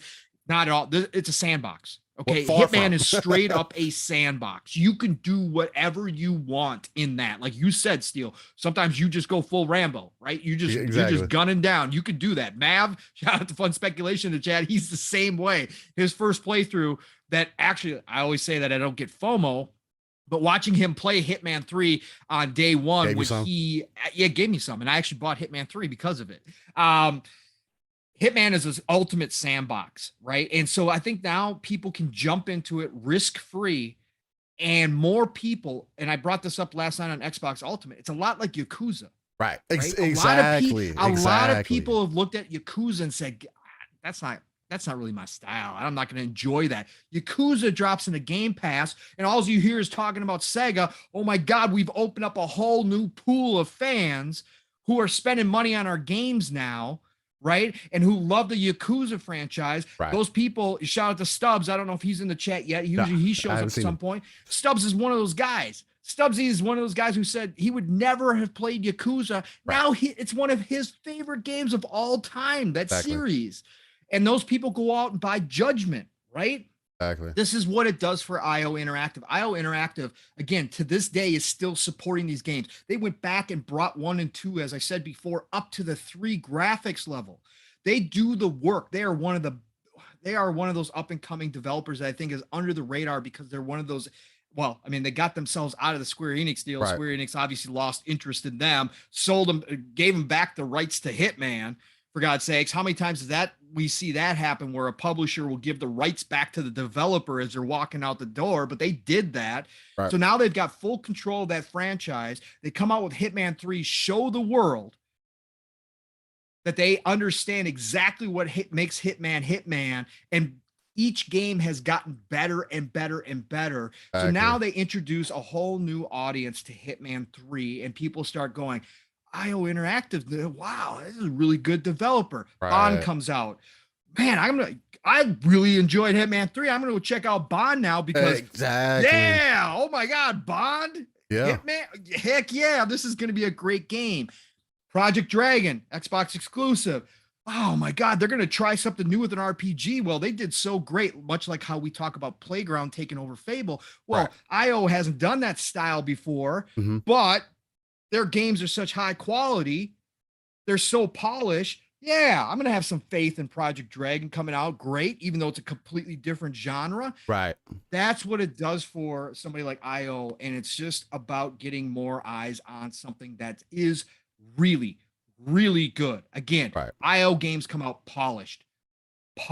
They are. You didn't hear about problems with Hitman 3 at all. Not like that. No, not like that at all. And they've continued to update it. They've got seasons going on. They keep putting content in there, all sorts of new stuff to try out. It is a great sandbox game, and more people are going to get to play it. So that's fantastic. As far as the God of War stuff goes out, this is really interesting. Corey Barlog, really outspoken dev. Yeah, we know that he talks a lot on Twitter, social media. Really gives us a lot of behind the scenes on stuff, on a lot of different topics. And when he came out and said this, I got to scratch my head a little bit at how he presented it, because I don't see, like I said, we will never know. I'd love books to be written on every single situation in the gaming industry, because I think it would be so interesting to see how this stuff goes down. That's why the Power On documentary by Xbox was so fantastic, because it gave us a glimpse actually how this stuff happens. But I got to scratch my head a little bit at his comments. His comments made it seem like the devs, and it wasn't just the Santa Monica studio. It was other studios supposedly as well. I don't think they really had to go to Jim Ryan and twist his arm to get these games on PC. Because Jim Ryan, being the businessman that he is, this was part of his plan all along. He's been looking at Xbox and what they've been doing. He understands the money left on the table by only having your games locked down to a console that he understands is capped. He's publicly said that, Right. right? We're capping ourselves here. Why are we capping ourselves when there's all this bigger pie, which is what Xbox has been saying for years now? And we saw that move when they said, nope, our game's day and date going to PC, period. We're launching them same time. Right. Because that is a big piece of money that you're leaving on the table. So I don't think it's quite like Corey says it. Like they walked into his office and started twisting his arm and saying, Right. Jim, you're going to put our games on PC. We want them over there. Jim was probably like, yeah, no, I'm already working on that right now. Glad you guys are supportive, but I've already got that in the plans. But it's interesting to hear that because, like, to your point, Steel, this nonsense that the circus, the clown show, continuously likes to spew about, it devalues my purchase, it devalues my console. PlayStation name is no longer as great as it once was because now PC players get to enjoy what I get to enjoy. That nonsense, again, is from the loud minority in this community that has been doing this crazy talk. The talk that Steele and I like to say, get some help on, because you're not looking at the industry the way you should be. You've got this old sports mentality of it's us versus them. And we've got to keep our little pile of gold to ourselves. Otherwise, if we share it with everybody else, that gold is less valuable. That's not how it works. No. Because when you share it with everybody else, those people themselves add to that pile of gold, and you got a bigger pile of gold sitting there, right? That's how this works in this industry. This is a business. Or, I mean, the other thing too is because the other thing people use also, and I don't mean to interrupt you, Pong, but the other thing people always throw in there too is, oh, look at that. The game's getting pirated. And it's like, pirating has always been a thing. Like, I'm sorry, guys, we live in an internet age. Y'all remember LimeWire? You remember Napster? You remember all those things back in the day that used to do that, like, easily? Oh, yeah, of course. If you weren't careful, you get a virus. But pirating is just something, especially in this day and age, where we're not going to get away from. Now, is there things that we can do to try to prevent this? Hell yeah, of course there is. And they're trying. But guess what? As we continue to move forward, people are going to get more access. And at the end of the day, if pirating was that big of and I'm not going to say it's not that big of a thing, but if it was that big of an influx to where it was kind of pointless for people to do it, they wouldn't even consider it. But it's kind of one of those things to where even people who pirate games, and trust me, I know from firsthand because I've been around people that at this point, and I've been doing gaming for a long time, where people have pirated games and bought that same game the next day because they loved it so much. Sure, there's some people like do that. Now, is that everybody? No, it destroyed the Dreamcast. That's one of the reasons why the Dreamcast failed. Right? Because it was so easy to pirate games. Right. But again, with the PC market, like you're stating, Steel, it's been around for so long, and yet you still see some crazy sales numbers. Exactly. Right, and you still see some fantastic. So yes, of course, you take the good with the bad, right? And the bad side is that availability from a pirated version does happen. However, like you said, Steel, there's still more people buying the game than there are pirating it. And that hasn't changed. And see, I think that's also part of the reason why we're getting more service-based games is because it's harder to pirate those games. If you pirate an online game, you're going to get caught nowadays. Especially because there's a certain key that when you buy these games that they give you to play online. And unless you're going through all the hoops to make sure you're not going to get caught, you're going to get your account banned on everything. They don't play about that. So it's like, yes, is us getting more service-based games, more online games, kind of double-edged sword? Hell yeah, it is. But there's a reason for it. Even in single-player games, there's some single-player games out there where you have to be online to play. Correct. There's a reason for that. And again, somebody else brought up a good point. People are up in arms about DRM and everything, the ability to play your games offline or whatever the case might be, and moving forward because of servers getting pulled down or whatever the case, kind of like how we've seen with the Halo 3 servers getting pulled down, even though Halo 3 is still accessible through the Master Chief Collection. It's a double-edged sword. Because if we take DRM completely away, yeah, it's a problem. If it stays, it's even easier. Yeah. You know what I'm saying? So it's all a double-edged sword. And the biggest thing that we can do, and I know it's something that me and Pong always speak to, is just be vocal. Speak with your wallet, speak with your mouth, tell people what it is and how you're feeling about it, and then move forward. You know what I'm saying? It's the only thing we could do. Create more voices in the community. Don't let people get away with this type of thing. And then at the same time, you know what I'm saying? Just stick to what you preach. You know what I'm saying? But I don't mean to interrupt you, Paul. My fault. No. That's cool. I mean, again, I at the end of the day, this is a business move. It's good for everybody involved. More people get to enjoy a game, which is why people have a problem with that. I have no idea. But again, you got the clowns who have a mindset that I just can't even wrap my head around. I can't even get to their point, like to understand. Like, I understand competition. I understand having your preferences. I understand loving your preferences. I understand all that kind of stuff. Again, been around sports and the sports world for long enough to get it. There's fanboys in sports that take it over the top, and I look at them and I'm like, you're really going to get in fights and throw beer and stuff at a stadium over this stuff? Really? I've seen it enough, like that part of it, like, sure, that's there, but I still don't understand the mentality behind it, because again, more people enjoying something, more people bringing more money to the platform that you love, which in turn gives you more content because they can make more games and buy more studios and do all this kind of, there is no downside to that from a gamer standpoint. Right. In my thinking, right? So I've never had that mentality. So I'm glad to see it. And if Corey's speaking 100% truth, and it took the studios to stand up and say, we want our games on PC, and that helped move forward this process, good on them, because then they understand as well. They want more people to enjoy their games too. That only helps them internally as those sales numbers go up. So good on them. Again, I love to hear it. And let's talk about this. We're at Sony. Joanna Dark brings up an interesting. I was going to say, go ahead. Good stuff. Brings up an interesting question, and we can kind of roll this into the PlayStation 4 news too. Keep this rolling as well.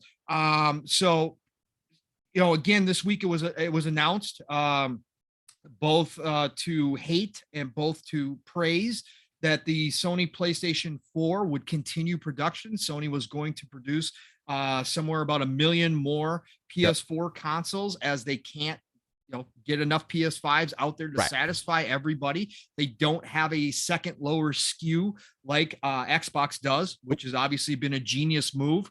Whether they knew it or not at the time, obviously they knew that it could be successful, but the state of the world has obviously accelerated that success as well. Yes. So Sony, to counter that, and from a business standpoint, say, hey, we're going to keep producing PS4.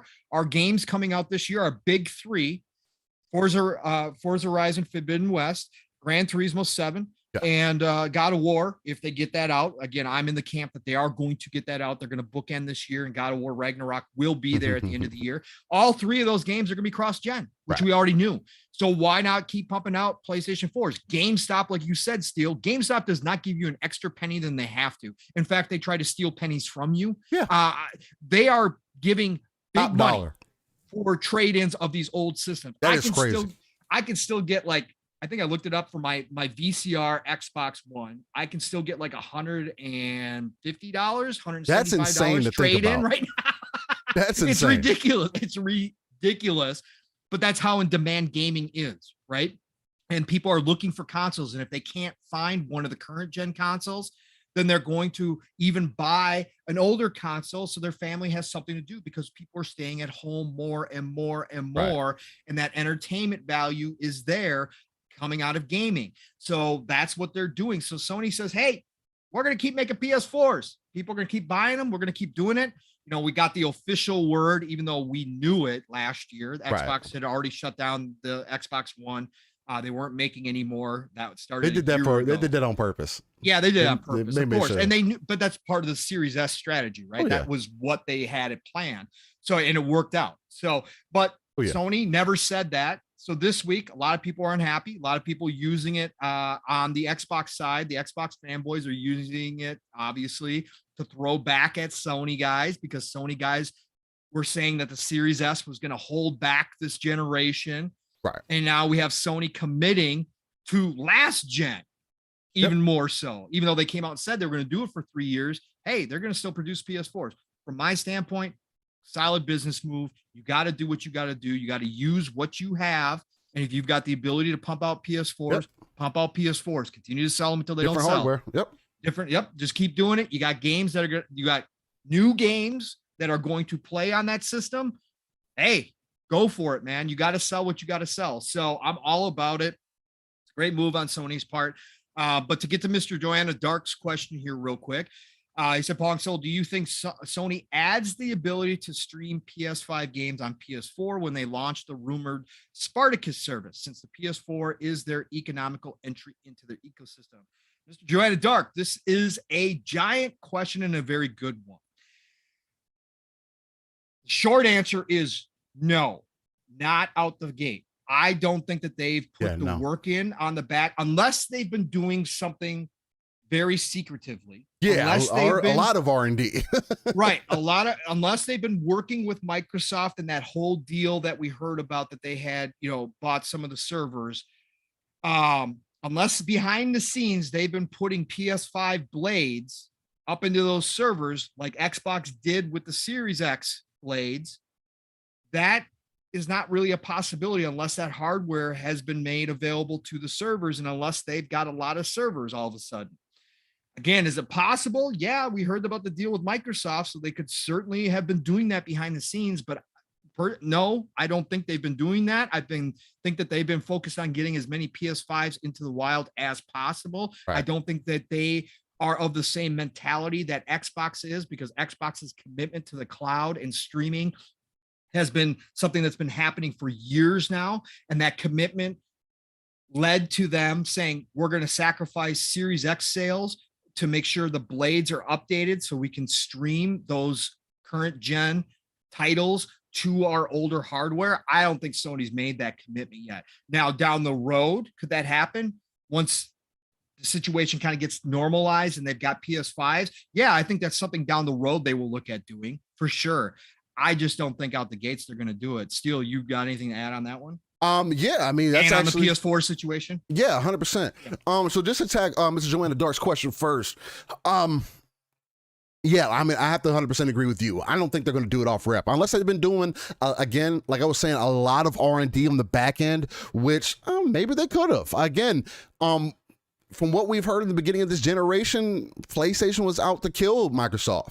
Obviously, that picture didn't play out, obviously, and we see that Microsoft also had some ammo just in the tuck, just in case. Xbox has been doing a lot of back end work. They've been working on that since 2013, 2017, that we know for sure, where this whole back compatibility, really since the Xbox 360, this whole backwards compatibility thing, sorry, I can't talk, has really been a focus for them, where we're now going to see that is PlayStation ready for that. I mean, if the rumors are true that PlayStation is going to drop a service to where you have access to PlayStation 1 through 3 games, oh yeah, that can be a killer. And that would give me a reason to invest, because there's an access to the library at that point. Correct. And that would be an amazing thing, and that could be a punch in the gut to Microsoft. Sure, does Microsoft offer those same things? But let's also be honest, Sony has great IP that over those years, as you know, Pong, as a single player experience kind of guy, that could be a killer thing for PlayStation. That, again, that could be the gut check. Like, boom. Look at all this. Look at all these games that we're kind of bringing forward. Now, what's going to kill Sony is, I see people bringing it up. Oh, they do it through emulation and everything. I do not think that Sony has anything set up like Microsoft has to up-res and bring the frame rate up on these older games. Still on PC to this day. Same thing for Xbox, though. People are having a hard time emulating these older games. even on PC, even the PlayStation 3. They're still struggling. Yes. Are there games coming out every day that people are getting more access to on PC through emulators? Yes. They're not emulating PlayStation 4 games. Are there some? Yes. But it's very few and far in between. So that kind of shows me that isn't quite there yet. Yes. Is there something there for Xbox? Not on the PC side, but there is for Microsoft because they have been working on that internally. And not to interrupt you, Steel, but there was a patent for anybody who doesn't know. There was a patent this week that was found, recent patent. I think it was in December, from Mark Cerny, and he patented some type of new technology, some type of new way that looks like he's and his team have found to possibly. Again, we don't know what this is going to bring. We don't know what this is for sure, but the terminology they were using in the patent made it seem like they had found some way to do backwards compatibility for PlayStation. But right now, it's just pretty much streaming. The old games and the PS3 games are a problem because of the cell processor and because of the architecture that they used in the PS3, which was a nightmare for devs back then. And now it's a nightmare to try to get it to emulate. It's a nightmare for everybody. But it seems like Mark Cerny has had a breakthrough in some way on some new backwards compatibility processes. And again, could those processes include an up-res? Could those processes yes, absolutely. They could include that. We will have to wait and see. But that was a patent that came out this week, part of a little bit of news that kind of slid under the radar for some people. So I just wanted to bring that in, Steel. No, that's a good point. It's exactly what I was going to reference to is that exact patent. Right Sorry, now, man. no, you're good. You're good. I mean, that's what makes the show so lovely is that because we bounce off of each other. You know exactly where I was going to get into, which is an amazing thing. But yeah, it's exactly that. The fact that they put out a patent shows you the competition. Right? It shows you what Xbox has continued to do again. Not only in the online gaming space, because Sony's actively working on that. You think that Sony doesn't want to have multiplayer games that they're not known for now? Oh yeah, they do. They know that multiplayer games give people the reason to stay invested in your ecosystem, which is the one advantage, if anybody wants to call an advantage, that Microsoft has always had. And Microsoft has done this since release, since 2001. They've made Sony manufacture an add-on for the PlayStation 2 so that you could play online. So you obviously see that play is there. This whole thing, again, with the backwards compatibility thing, this has also been a weakness for Sony, although it was a strength for them in the past, right? The PlayStation 3, you could use weren't you able to use your PlayStation 2 discs on the PlayStation 3? Yeah, they took it away. But they took it away. The first version of PlayStation 3 was backwards compatible with PlayStation 2. So the vision was there, but they obviously, Sony and their whole generations thing, and also the money side of it, because we have to be upfront. Also saw somebody else make an excellent point. I thought it was on a TikTok, so that's a funny thing to bring in. But I saw this guy mention on this TikTok say, Sony should rename themselves PlayStation because PlayStation is mainly what they sell now. Of course, they're in other industries. Again, they're now trying to get into the electric car market. They are in insurance, as we know, in that Asian market. But what do you know Sony for? PlayStation. Back in the day, they were known for other things. Yeah, they are the pillar of Sony. But you know Sony from. When you hear Sony, the first thing you think of is PlayStation. When you hear Microsoft, you don't think of Xbox first. You think of Windows. Well, we do. I mean, we do, but we're gamers, right? Right. But even then, when I think of Microsoft, because I've been invested in the ecosystem since about Windows 95, I think of Windows first, automatically. I don't think of Xbox when I think of Microsoft. I think of Windows because that's what attaches me to Microsoft. I use it all the time. I've been using it. You know what I'm saying? But there's that difference there. Service-based company versus a hardware-based company, and what they're kind of known for in the space now, and kind of how they're approaching the market.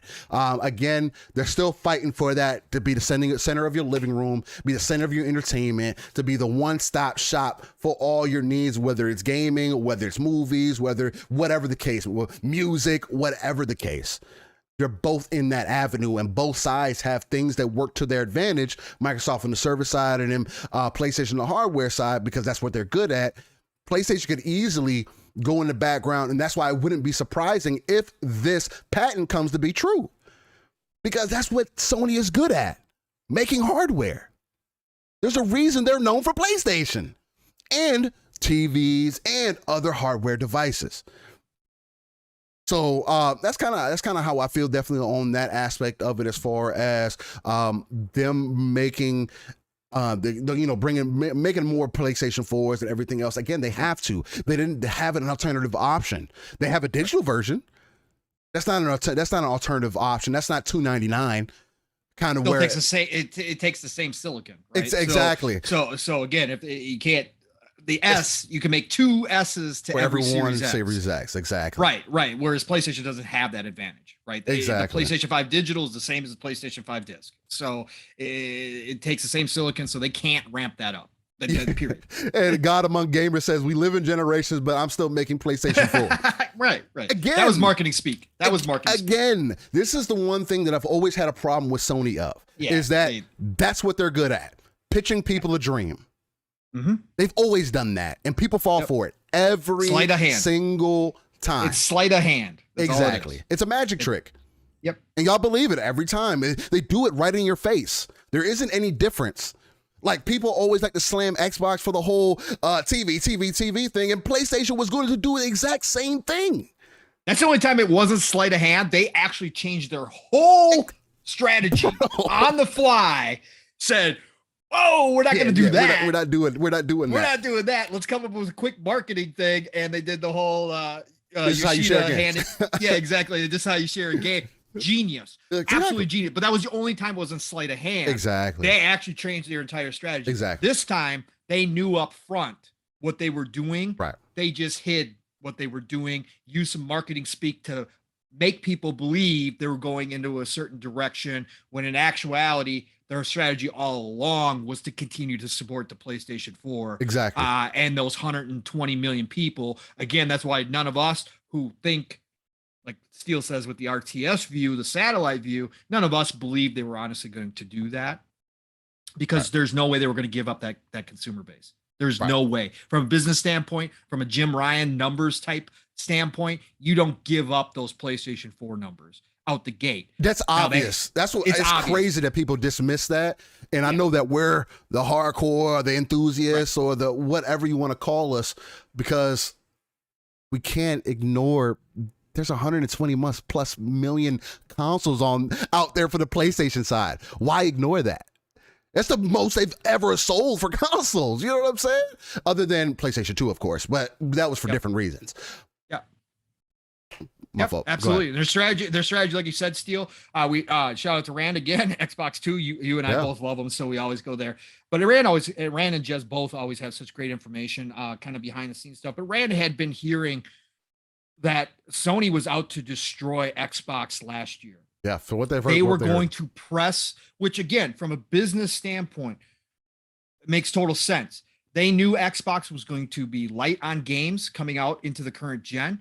They had that strategy that Steele and I were just talking about. They were still going to support the PS4 and the PlayStation 5. So what they had was a multi-headed strategy. They were going to come with some PlayStation 5 only games, like Ratchet and Clank, like we saw that Returnal. We saw those games come out. They were going to push that, but then they were expecting to be able to launch.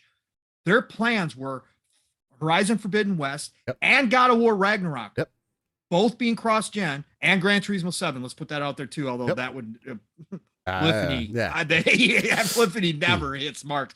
But they were planning on having all those games out last year and just flooding the market. Right.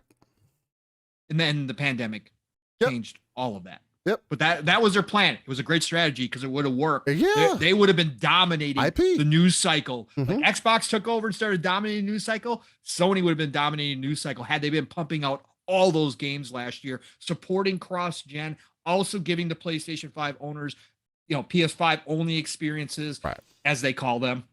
Right. They would have had both sets of that two-headed monster working, and it would have been tough for Xbox to get any kind of traction whatsoever. But Right. pandemic changed all of that, Steel.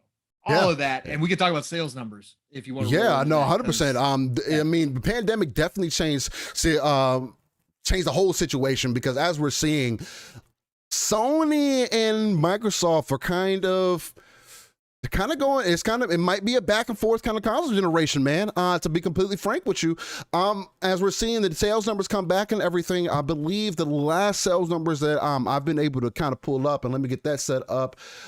Currently, I believe that the sales numbers for Xbox are right around 9 million. And then, at least for the information that we have, which came out in December, I believe. And then Xbox and Sony is right around 13, 14 million, or I want to say at this point. And with Phil's words, that pushes the Xbox number to around 12 million. Right.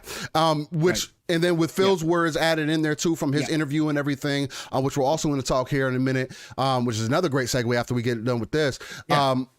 If it's more so closer to 12 million, and if it's 12 to 15, there's an apparent an obvious factor there, not only with the pandemic, but with what Microsoft is doing here as far as impacting the gaming ecosystem. Wow. How are they so close? Oh, Sony is so great and their IPs matter and everything, but they couldn't hit Microsoft upside the head like they wanted to. One, because of consoles, them trying to get consoles out there, production is slowed down a lot. And then also at the same time, like people say, oh, production slowed down, but we're also selling more consoles than we have ever sold in any other console generation. And I kind of wanted to give some numbers with that. I'll start with Xbox here. Starting in the Xbox One more specifically, going into, from what the numbers I have here, October 2014, the console came out in 2013. Xbox was close to 10 million consoles at this point, right? PlayStation. We look at the PlayStation numbers going into November about 2014. They're sitting at 13.5 million consoles. Already they're busting those numbers out of the frame in the first year. More attention than they've ever garnered. And you go back further and further into the past, you see those kind of numbers change and everything. So it tells me at least right there that they're both equally getting a lot of attention and garnering more access to people than they've ever had before. To me, it's very unique to get that picture, especially if Xbox is closer to that 12 million mark, as Phil has said, that they're kind of hand in hand with each other, man. Like, competition is greater than it's ever been. And this is exactly what we wanted, right? We wanted. It's not the 2-to-1, 3-to-1 ratio. Exactly. That's the main thing. People are running with this whole 2-to-1 thing. There's no reason to get an Xbox, but obviously there is. It's not 2-to-1. It's not even 1.5 to 1, or whatever the case might be. It's getting to a point where it's almost hand in hand with each other. That same person that's coming in to get a PlayStation could be also leaving out with a Series S. And I know also people seem to making the conversation that, Series S should be excluded from the console hardware conversation. Why? It's a next gen piece of hardware also. And for people to think otherwise is absurd to me. Again, it kind of like I was speaking to earlier, Series S is just as much of a next generation console as your PlayStation 5 or your Xbox Series X console is. It has the same processor. It just has a downgraded graphics card. If you really wanted to put it in simple terms. And that's the main thing that makes it different. The same thing that happens in the PC side of things. If we have the same system, the only thing that separates us is the graphics card. Yeah, I'm going to be able to play games at a higher quality, but we're still going to be playing games at 60 frames. We're still going to be playing games that are around that same frame time, around the same those frame limits and everything, which is what makes the Series S so great. Yep. That 1080p, 1440p capability with guaranteed 60 FPS. And I see people making the conversation, well, these other games are 30 FPS on the Series S. And that is because they're running the 1X version, or no, sorry, the 1S version of that game. It's not a true series version. That's the other thing that gets put that. That's also that people can't forget about. So yes, is there positive and negatives with both sides? Yes. But to consider the Series S not a next generation console, it has the series name on it. It's not an Xbox One SS. That's not what it is. Correct. It's an actual next gen console. And like the quicker, and people are realizing this because you're not going to play that 30 FPS game on a Series S console and not get that frame boost up to 60. You are. That's part of the guarantee. Now, is it going to be everything because of how games are coming out? No, not until we get series specific games out. And that's when you'll really start seeing that hardware kick in and that technology kick in. Don't forget that Xbox Velocity architecture, the Kraken architecture that PlayStation is using, they're not using that architecture really yet because we're not getting games made specifically for these consoles yet. But it's kind of hard to do that. One, when you're in a pandemic. Two, when you've had a previous generation where you have such an expansive user base. You have to continue to feed that user base until you get to a point where you have enough consoles in the market, as we're obviously seeing with PlayStation, why they're making more consoles, to give them kind of time to push out more PlayStation 5s. So Xbox has more time to push out more series consoles.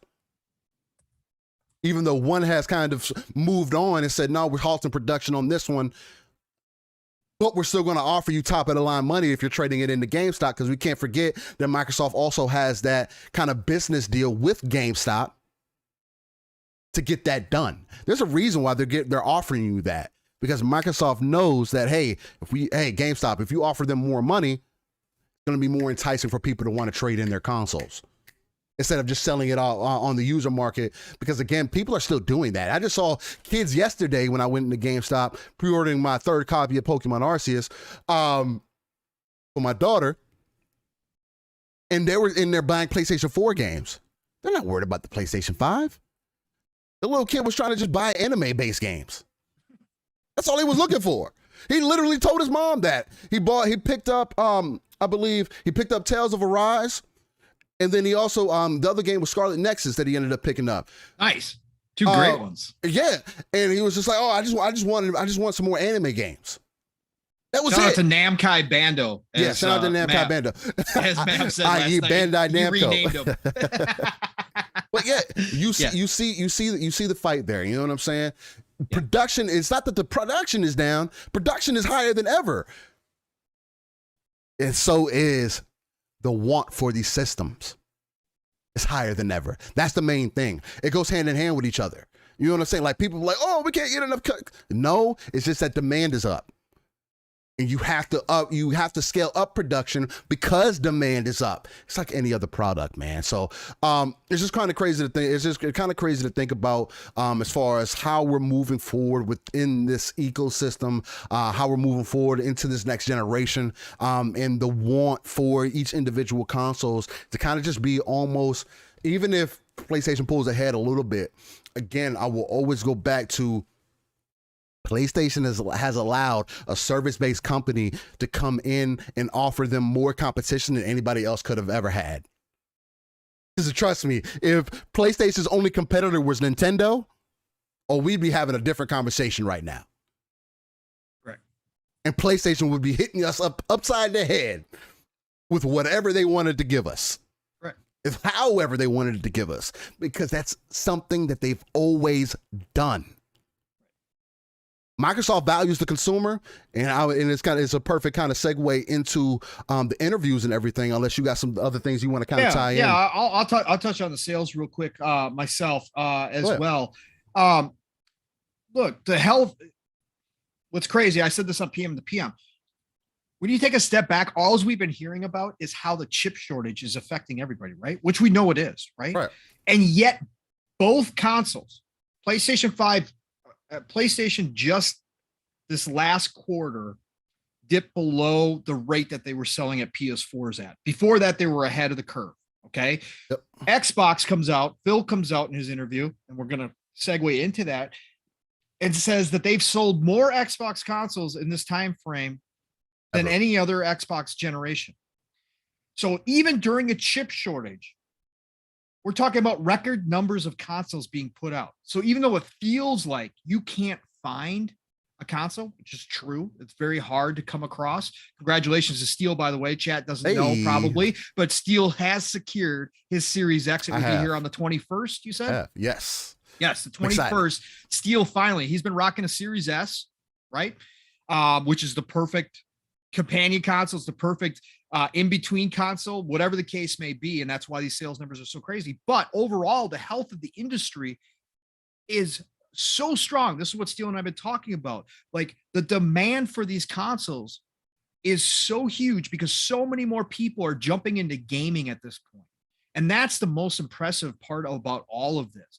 Yeah, it's impressive how Xbox has grabbed back the mind share, how all of their strategies are seemingly working now, and they've got a boost because of the unfortunate pandemic that happened. They had no way to see that happening in their crystal ball. And yet, again, preparation, a lot of times people say, well, it's lucky. Preparation creates a lot of that luck. And Xbox had the perfect strategy that when this pandemic hit, it just fit right into that with the Series S, right? So it's fantastic to see Xbox grabbing back the mind share because this competition is driving innovation. It's forcing Sony, like S.T.A.L.K.E.R said, to do these things that we were just talking about. They're bringing out Spartacus because Gamepass is doing so well.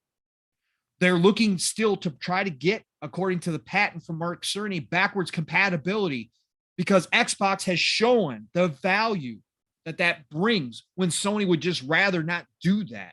Right. But Xbox's customers have been so vocal. All of us have been so vocal about what backwards compatibility means to us and that we do play old games and they still have value. Then now Sony is looking at, again, by all, again, we don't know for sure, but the patent suggests that Cerny and his team have been working hard to try to figure out how to bring that backwards compatibility to the PlayStation ecosystem as well because of Xbox. That's what competition does here, folks. That's why we preach we want the health of the industry. We don't want anybody to die off. I don't want Sony to go away. Nope. That would leave Xbox alone because Nintendo's doing their own thing. I can't get Gundam Breaker 4 if fucking PlayStation goes out of business. Right, exactly. So the competition drives all of this and the health of the industry, despite all the problems we've been seeing, despite the pandemic causing these chip shortages, despite it causing delays in games and having people to figure out how to work from home on all of our favorite games. Despite all of that, the industry is thriving right now, and these sales numbers show it. And again, for all the people, like I said, for all the people that sat there and tried to state that the Series S, nobody was going to want it, right? All the clown show that tried to sit here and tell everybody in this community, why are you guys praising the Series S? It's going to hold this generation back. Nobody's going to want it. Look, again, either you're willfully ignorant and you have not been in this industry for long enough to see the things like the Wii come along, an underpowered machine come along and dominate, or you're being intellectually dishonest because you're such a fanboy of Sony that you want to see Xbox fail, that you have to try to bring everybody else's happiness, excitement, and enjoyment for the gaming industry as a whole down. You're one of those two things. Because the Series S is proving it all wrong, which we all knew was going to happen. And again, a lot of things have come into play that has made the Series S even more valuable than Xbox probably originally planned. Mm-hmm. But it's gotten to the point where Xbox themselves, we have now heard that prior to the holiday, Phil and his team made the decision. Look, we're going to stop making Series X. We're still going to make Series X's, but we're going to cut down Series X production because we can get 2 S's to every one Series X. And guess what? We want as many people during the holiday season as possible to be able to get these consoles. So we're going to give them the option to go out and get a Series S. And it turned out to be another genius move, another perfect chess move. Because guess what happened? Series S was the best-selling console during the holidays, according to all stats. We don't know for sure because Microsoft doesn't report those, and people got to keep that in mind when you hear these numbers. Microsoft does not report sales numbers. What it is the analysts do a lot of back end on the chain from the sales chains from the actual stores and the online, right? They look at that.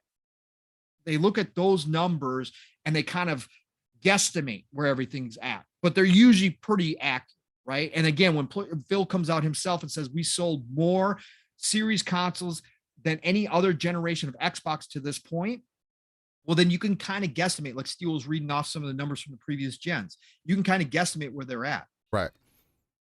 But all of this goes to show the health of this industry. And it shows, again, like Steel said, the competition is real. Xbox is bringing it this generation. And again, we've seen this dip. We've seen this switch from side to side, right? Again, we saw Xbox 360 dominate PlayStation 3 because Sony's decisions with the cell processor and their price point. They made a mistake. Xbox was there to take advantage, dominated, right? And again, we could talk the end sales numbers that was due to the Blu-ray player in the PS3, right? At the end. But they dominated that generation. And then what we see, Xbox, Donnie D stumbles out the gate with Xbox One generation. Yep. PlayStation scraps their entire strategy to follow Xbox down that road and says, no, we're not going to do that. And they go ahead and dominate all last generation. Right. And then this generation, Xbox, starting last generation by putting things in place like xCloud, Gamepass, changing their entire business model on the fly, their entire business model, a sinking ship at the time in Xbox to the point where investors are calling for them to sell it off, close the doors, be done. And we know this is a fact. And Phil and his team changed the entire strategy of Xbox, start prepping for what the next gen is going to look like. Introduce the One X, introduce the One S.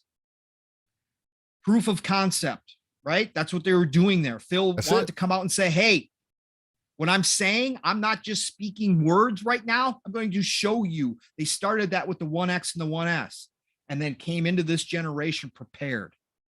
And with Satya Nadella behind him, giving Phil a seat at the big table, making Xbox a pillar of Microsoft Corp as a whole. Guess what? That's what we're seeing now. So now the sales gap is closing. The mind share is starting to come back to Xbox like it had in the 360 generation. You're seeing this. You're seeing the articles. You're seeing those ripple effects outside of just this community here of us, the gamers, right? The hardcore, the gamers. Right, that understand and watch this stuff constantly. You're seeing that ripple effect. Now you got families walking into stores during the holiday season. We've got to get a new system. We really don't want the Switch. We'd rather have one of the current gen consoles. Can't find a PlayStation 5. Can't find a Series X. But what's sitting there on the shelf waiting for them? And what does the salespeople go to? Well, you can go buy a PlayStation 4, but that's last gen. Or you have a Series S console, which is going to play all the current gen games. You have a 4K TV? Oh, no, you haven't invested in a 4K TV yet? Series S right here, baby. Right here. Get Game Pass. You got access to over 400 plus games right now. You know how those conversations went. And it's only $300, by the way. It's only $300. Families were snatching those up left and right.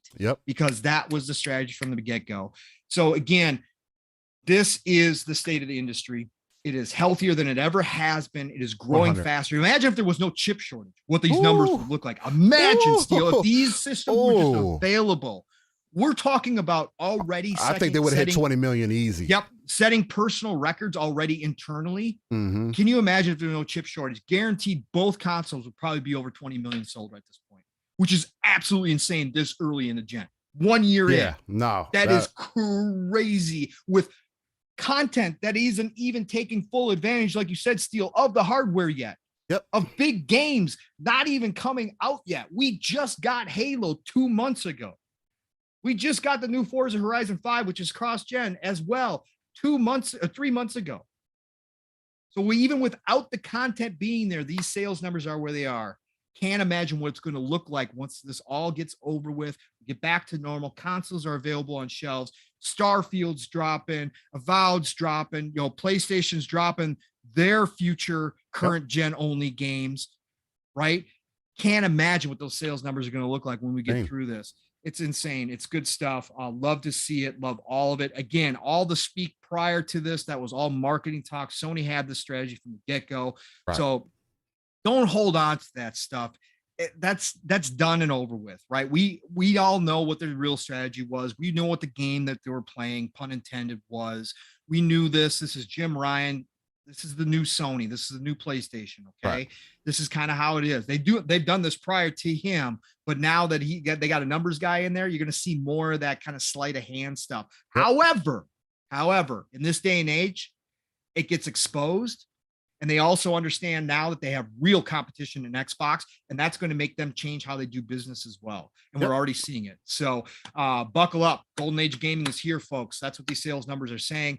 And man, Phil and Sarah Bond had a lot to say. Steel, we are 2 hours in. You got about an hour before you got to head out for family date day. Spider, man, right? So let's get to this, brother. You got those interviews. They had a lot more to say. A lot of good stuff came out of both of these. Right. Let's talk about that. No, 100%. It's definitely going to be definitely a great segue on that. This definitely is going to end it with our basically last topic that we can get into, because we've actually talked about everything one way or another. That's just kind of crazy how that ended up working out, where we've talked about everything that's kind of happened within the last couple of weeks. But just to start off with, so Phil Spencer did an interview with Sway podcast. Again, not to get confused with Sway in the Morning. Shout out to a legend in the hip hop community, the rap community, I should say more so. But no, it was an interview with Kara Swisher, which is also her name on Twitter, at Kara Swisher, from the Sway podcast, which is something that is done. I'm actually pulling the article from New York Times, but I do believe it was also done through Wall Street. Y'all can correct me on that if I'm wrong. But it was an interview that I felt was kind of not necessarily heartfelt, but it was an intense interview. Why? Because you could tell that Kara Swisher, the interviewer, it is the New York Times, by the way. New York Times, perfect. So perfect. So I did pull it from the right place. Which you're gonna listen to Spotify, whatever the case. There's a link that I will include in the comment section. Well, not in the comments, but in the bio below where you can get straight to it, so you can listen to wherever you like to listen to it. But it was a very interesting interview, because it's always amazing to me when these game execs or anybody, especially a representative from the gaming community, speaks to someone who isn't involved in the gaming community. It's one thing to speak with an IGN or Game Informer, or Jeff Grubb with Game Beats, or PC Gamer, or whoever. And it's something completely different to speak to somebody who doesn't really care about the PC market like that, or the industry like that, or thinks that has more of a negative connotation on the overall world than it does positives, or just people who may just not be familiar with it or who don't care for it. And Kara, I definitely got that vibe from Kara Swisher. So just to kind of go off, I'm gonna go off some of the kind of main key points, and Pong definitely bring up anything that I may end up forgetting, because I didn't take notes on everything. One of the main things that kind of Phil brought up that I did take notes on is that he brought up the fact that Phil Spencer says Xbox has changed. Actually, this is kind of different. but it is kind of something that was brought up during the interview, is that he did mention how they did change certain things of how they do business with Activision following the abuse allegations. And one of the things that why I wanted to bring that up is because Phil made sure to say that Xbox is not, or Microsoft is not left out of that conversation either. No, you're good. Go ahead. But he made sure to say that they're not left out of that conversation either.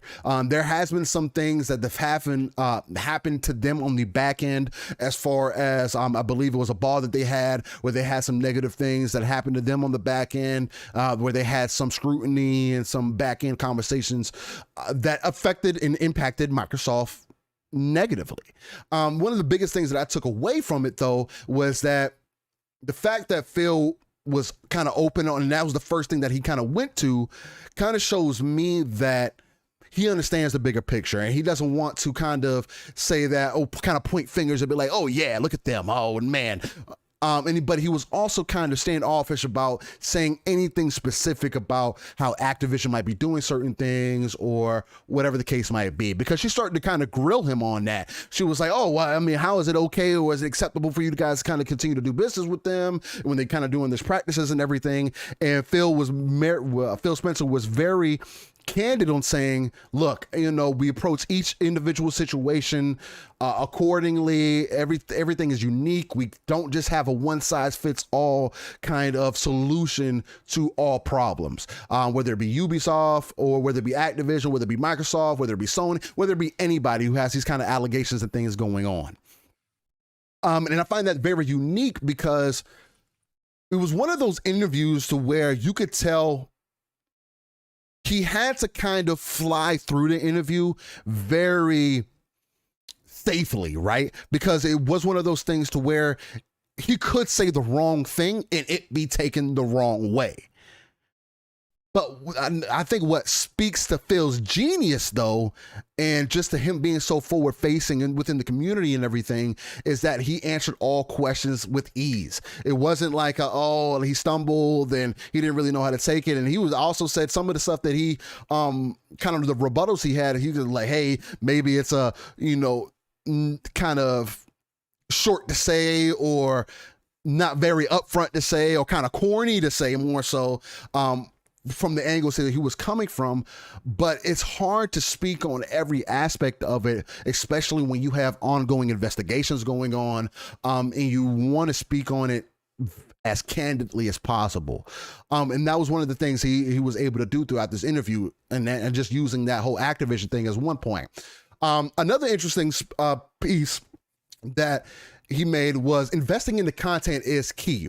One of the quotes that I took out of there. It says, we don't get paid on Xbox by how many times you click on something like you do on anything else in the internet, ad revenue, things like that. He says, I get paid on how many times your kid likes playing Minecraft.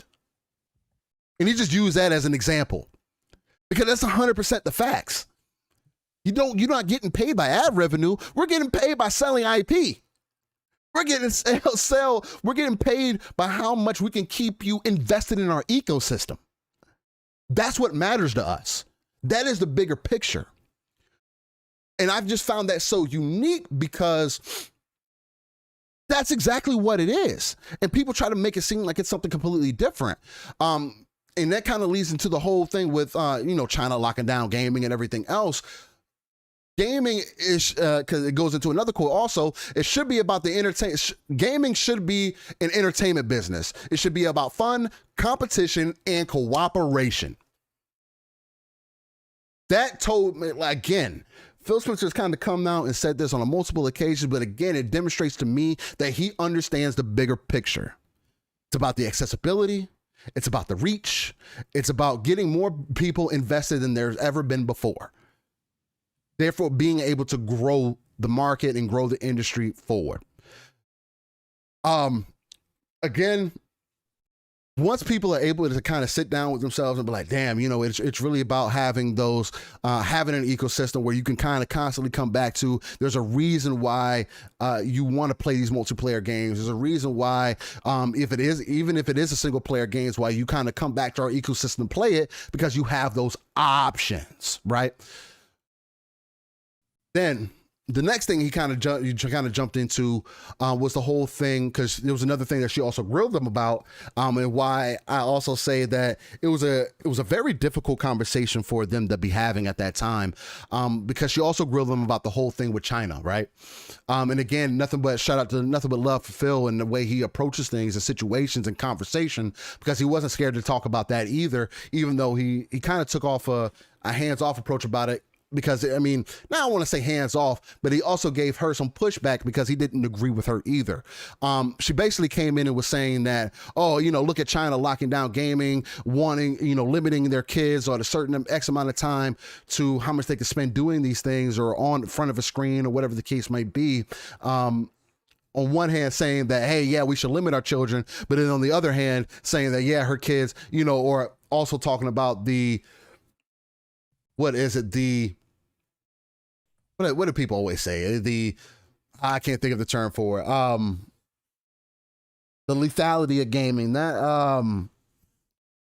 with the addiction. You talking about the addiction? The addiction, or just the aggressiveness that it can be placed on other people, right? Sure, but sure. Games like Call of Duty or Grand Theft Auto cause our children to be more violent. There you go. Well, that's the old 90s argument, right? Exactly. With music and video games. When politicians were going after them. Yeah. Mine went completely blank right there. But yeah. But she was basically speaking on those things, but she also allows the children to play Call of Duty. So it's kind of like, okay, kind of goes hand in hand with each other. But, Phil kind of danced around the topic at first, talking about, them locking down things. But he eventually came down to, he doesn't agree that locking down things on a government side is beneficial either. You can't limit people in that way, because at the end of the day, even Phil said, people are going to find a way to pirate. People are going to find a way to use a VPN to get around those avenues. And that's not healthy for the market either. That's not healthy for the industry either. There's an extreme negative to doing that.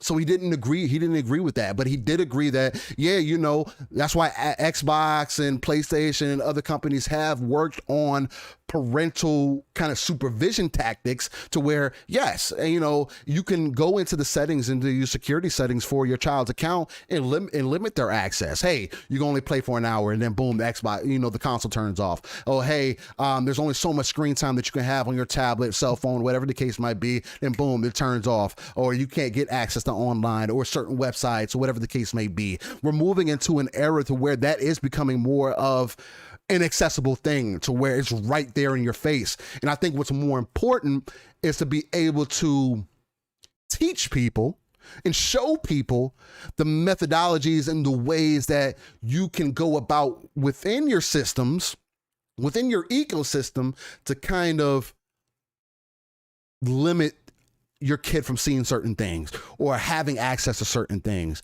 And that's kind of something that we've always been working towards, especially within this last decade, because let's be honest, it is so easy to get information nowadays. Especially kids are exposed to so much more than we, even myself being a 90s kid, have ever been exposed to. And I grew up with the internet. So the whole toxic nature of humanity isn't new to me. But we've come into a point to where it is becoming more prevalent, to the point to where we do want to come out with more security measures. We do want to see more ways to actively help our children work through this digital era and come out with different, not only devices, but systems to put in place to make that easier for your typical consumer. And that's the biggest problem right now, is that unless you're familiar with it, like, I'll give y'all a perfect example. Another GameStop kind of story. I went into GameStop yesterday. The lady in front of me was calling your in-game currency cryptocurrency. This is just some random lady. Well, kind of is. She was, I mean, yeah, of course, it kind of is. But yeah. But the fact to hear them talk about it when we call it in-game currency or Nintendo currency or whatever else the case might be, in her referencing as, oh yeah, because the GameStop representative would keep trying to adjust it, be like, oh yeah, you mean in-game currency for Nintendo, right? Or Nintendo bucks or whatever the case might be. She was like, yeah, that cryptocurrency, I need that. That's exactly what I need. Knowing that cryptocurrency and that is kind of two different things, even though, yeah, you can kind of consider them the same thing because they are. It is a form of online currency, which is cryptocurrency, but it's not the same thing. But it just, the reason for me bringing that up, it still shows you the disconnect even the typical consumer has with the gaming industry. And in the way that and definitely the way that she was talking about it and everything, mind you, this lady is probably in her mid-30s or whatever the case might be, not that far off from me, and she still thinks of it this way. It's kind of like when I think back to my pops when he used to call Pokemon Pokemans. Like, that used to drive me up the wall. I was like, why do you keep calling my Pokemon Pokemans, man? Like, what is that? I don't know what a Pokemon is. Like, that used to drive me crazy. Like, it could have been anything, especially if it was like Digimon or what was the other one? Monsters, Slime Rancher. Yep. That was the other one too. He'd call everything Pokemans. If it came on a card or if it was monsters that were evolving, he was like, hey, they're all Pokemans, man. Like, I was like, this drive me up the wall. But again, it just kind of shows you that representation that it hasn't really, like, yes, more people have access, have knowledge and are aware of these things, but there are still so many people who aren't as connected. Anyway, but they kind of got off topic and everything, but with Phil Spencer, I mean, the biggest reason that I kind of went that direction is because it just shows you, because the person that was interviewing Phil, again, her name is, if you want to follow her on Twitter, at Kara Swisher. She's not as invested in this gaming ecosystem as we are. And for her to kind of definitely listen to the interview, man, because she grilled Phil. She was not letting that man sit on his laurels and wanted him to kind of explain and talk out certain situations, certain things. And again, Pong, definitely touch on some of those things that I might have missed because you'll probably end up making me come up with some other things. But how did you feel about, at least, let's just start off with this Phil interview with Kara, how she kind of approached it, how Phil kind of rebutted to her, kind of with not only with the confidence, but also in such a manner to where this is kind of the representation that you want to see in the gaming industry. People that are willing to have open conversation with anyone. You don't have to just be in the gaming industry. You don't have to be in the entertainment industry or whatever, but with anyone and being able to take that heat and kind of flip it back around. How are you feeling about that, man? How you feel about that interview? I give huge props all the time to Phil and his entire team. As we saw, Sarah Bond went to some site that I've never heard of and did an interview, for God's sakes. Yeah. Look, Xbox in general, their higher ups put themselves in positions that other leaders of companies would never do. They go outside of the box and 100%. Put themselves in front of people that a CEO of an entertainment company, like a game company like Phil and Xbox, don't have to do. They don't have to go to these places. They don't have to take these interviews, but they all seem to be willing to do that and get in front of people, new people, different people, and have and field these different questions that you would never hear. Like Phil could just do interviews with the Ryan McCaffreys of the world, and you know exactly what you're going to get out of Ryan, right? You know what kind of questions are going to come. But to go to places like, Wall Street Journal, New York Times, all this kind of places, and to take questions from people who aren't even necessarily interested in the gaming industry from the standpoint of, hey, I'm going to go home and play games tonight, but they're interested in the gaming industry because now it's the biggest entertainment industry in the world, money wise, and because it has so much influence on people all over the world, but in different ways in daily life. Now they're fielding these questions from people who have a different view of gaming, and that's what these questions came across as. I mean, again, Phil is such a pro. Again, I can never Yeah. imagine Jim taking these questions. Okay. I never imagine Jim Ryan sitting down to one of these interviews like this. Maybe he would. I don't just think it can't would end picture well. it. I don't think it I would just end can't well. picture it, right? And like I've said this before, like, okay, in my line of work, what I do in the financial industry, I have rules that I have to follow, right? I can't say certain things, otherwise I can get sued, I can get fired. There are rules that I have to follow. I can't just have conversation with people and say anything I want to. Right. Take that and times that by about 1,000 when Phil goes in these interviews. Phil has to think of himself as he's answering questions as a real gamer, as somebody who's been in this industry from the standpoint of sitting in front of his TV, going home, playing video games, playing with friends online. He is also the CEO of one of the gaming's biggest companies in the world. So he has to think about how he's going to answer questions from a satellite standpoint, from somebody who's up above it all, that RTS view. Then he has to consider he can't say certain things because of investors and because of Microsoft Corp as a whole. He can't say certain things. I can't imagine going in an interview with the weight of that on me. But Phil's a pro. This dude goes through these interviews. There are very few interviewers where I said, boy, that was Phil was kind of put in a spot. Phil comes out of these just looking like he is prepped, ready to rock and roll, right? And no matter how hard she pressed him, which I was glad she pressed him. You and I had this conversation behind the scenes. China's a big issue. Yeah. We've talked about it a little bit on the show previously, and I have big opinions about China. Again, their government's absolutely horrible. Okay. Their government's doing horrible things, and we're all hypocrites because we all purchase things from China. And a lot of the stuff's being manufactured out of China is coming from slave labor. Okay, flat out. They're genociding people over there. Okay. Yep. Look, that ain't no joke. And from a business standpoint, a lot of these companies all push that to the side, sweep it under the rug, and never talk about it and act like it's not happening because look, cheap is cheap. We all want products, we're all consumers, but we don't want to pay top dollar. So all the manufacturing's gone to China. Right. It's a horrible situation because every business that's in China is basically handcuffed to the government in some way, shape, or form. Basically, you're dealing with the Chinese government when you're doing business in China.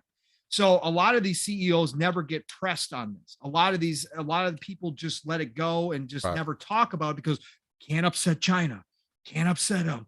No, that's going to be bad for everybody. Bullshit, right? Bullshit. You got to press these CEOs and get some real answers. So I loved hearing her pressed, but Phil came through. Phil answered the questions as directly as I think he possibly could have.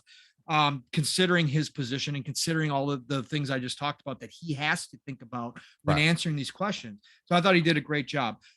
Steel, you did a fantastic work, brother, covering a lot of the major points. A couple things that I'll bring in on top of yours.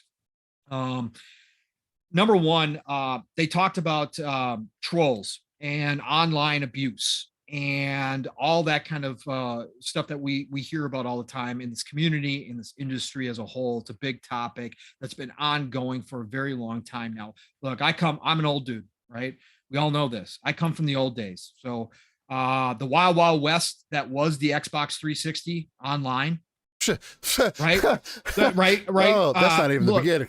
Look, yeah, no, that's not even the beginning, but let's say that's the best example because most people can appreciate it because most people were around. Like, changing your underneath your profile for people who don't know an Xbox 360, they used to have different categories that you could list yourself as far as gaming goes. And if you put yourself as underground, all bets were off. Okay, that was that. That truly was, people, boy. Yeah, because it would match you up. It would match you up based upon that, right? And the underground was the Wild Wild West. Anything. Also, in my line of work in the financial industry, I don't deal with happy people all the time. Right. I have been dealing with verbal abuse my entire career, which is spanning nearly 30 years now in this industry. So for me, I've been hardened. For me, I'm calloused individual. Yeah. For me, again, my expectations of the human race as a whole are so low that nothing shocks me out of somebody's mouth, right? The things that people have said to me, people wouldn't believe, right? And we hear these stories and it crosses gender, it crosses sexuality, it crosses race, it crosses all those lines because abuse to me is abuse at the end of the day. Right. And the things that I've heard online, yo, look, You wouldn't imagine what. look. Yeah, I could tell So, you. so I come from that side. The only reason why I say that is because for my generation, especially that grew up coming into that, some of us older cats, sometimes we look at what people complain about and are like, like I understand, but Right. but at Nah. the same time, I am understanding. And younger generations, especially, and people from different backgrounds do have a different perspective. And I do respect that completely, right? That's something that I say whatever to is going to affect another person. So this was an important conversation that's been happening for a while now in this community in the industry. And she brought it up. And Phil talked about that they use AI to Yeah. monitor. Yep. Right. So if you had Ooh, if good one. anybody had the Good illusion one to bring that when out. you're on Xbox Live, that you're talking unmonitored, that there isn't something listening to you, Smoking crack. go ahead and get rid of all that illusion. Right. He basically said everybody's conversations and messages are monitored via AI at this point. Okay. And it picks up on keywords, phrases. It can even pick up on tone and send a warning. Okay. So, but what else was cool about that, and that was to your point, Steel, when he was talking about, again, Kumbaya Phil, people make Right. jokes about that, but this guy, he talks the talk, but he walks the walk as well. He truly believes a lot of this stuff, right?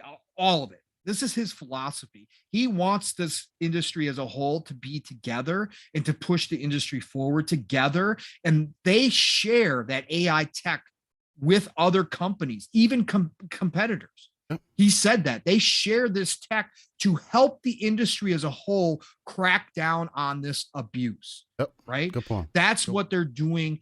And that's what he's saying. He's saying, look, I'm not just saying this, I'm also showing everybody in the industry, whether it's a Sony, whether it's a Nintendo, whether it's direct partners, right? Whether it's our, we're going to share this tech to try to help the industry get, kind of get control of this. And a part of that was the big a lot of articles were written about some of his quotes about banning everybody across all platforms. Okay. People took and ran with that. If you listen to the entire interview, it was much more nuanced than that. And I think Phil was trying to get at the fact, hey, we're not looking for, just to throw it on the ban hammer on everybody on first offense. If you get perma banned on any service, you have to be pretty damn awful. Okay. You have to be a pretty heinous individual. It does. There's a lot that leads up to a permanent ban. And I don't think Phil was talking about, hey, no, you screw up once. That's it. We're banning you. I want you banned on Sony. I want you banned on PC. No, he wasn't talking like that. What he was saying, for the truly awful individuals, those people, we should have some kind of system in place where if they are banned in one service, they should be banned elsewhere.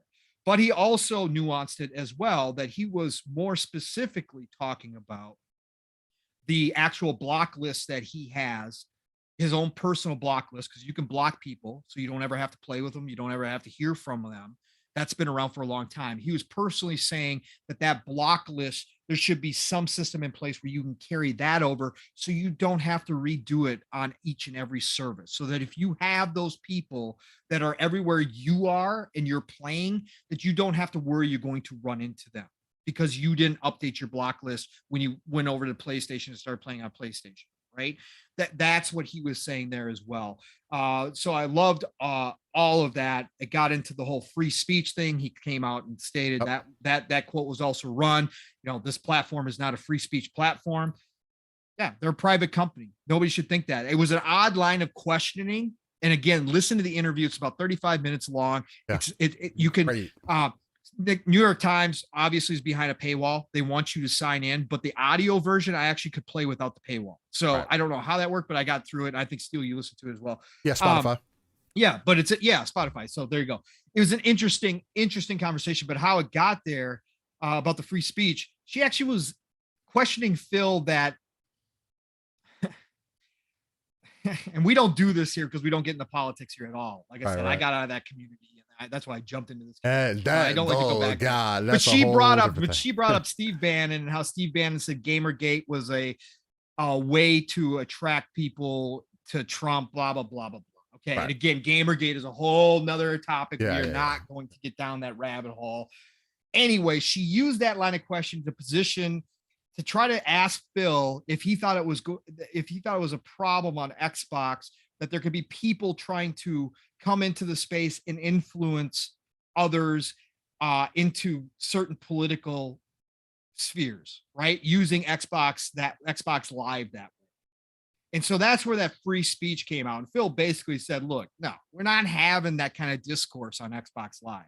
He goes, number one, it'd be very difficult for somebody to try to come up and set up a political party through Xbox Live. He goes, the system is just not set up to do that. Like, it's very specific. Xbox Live is used to talk while you're gaming.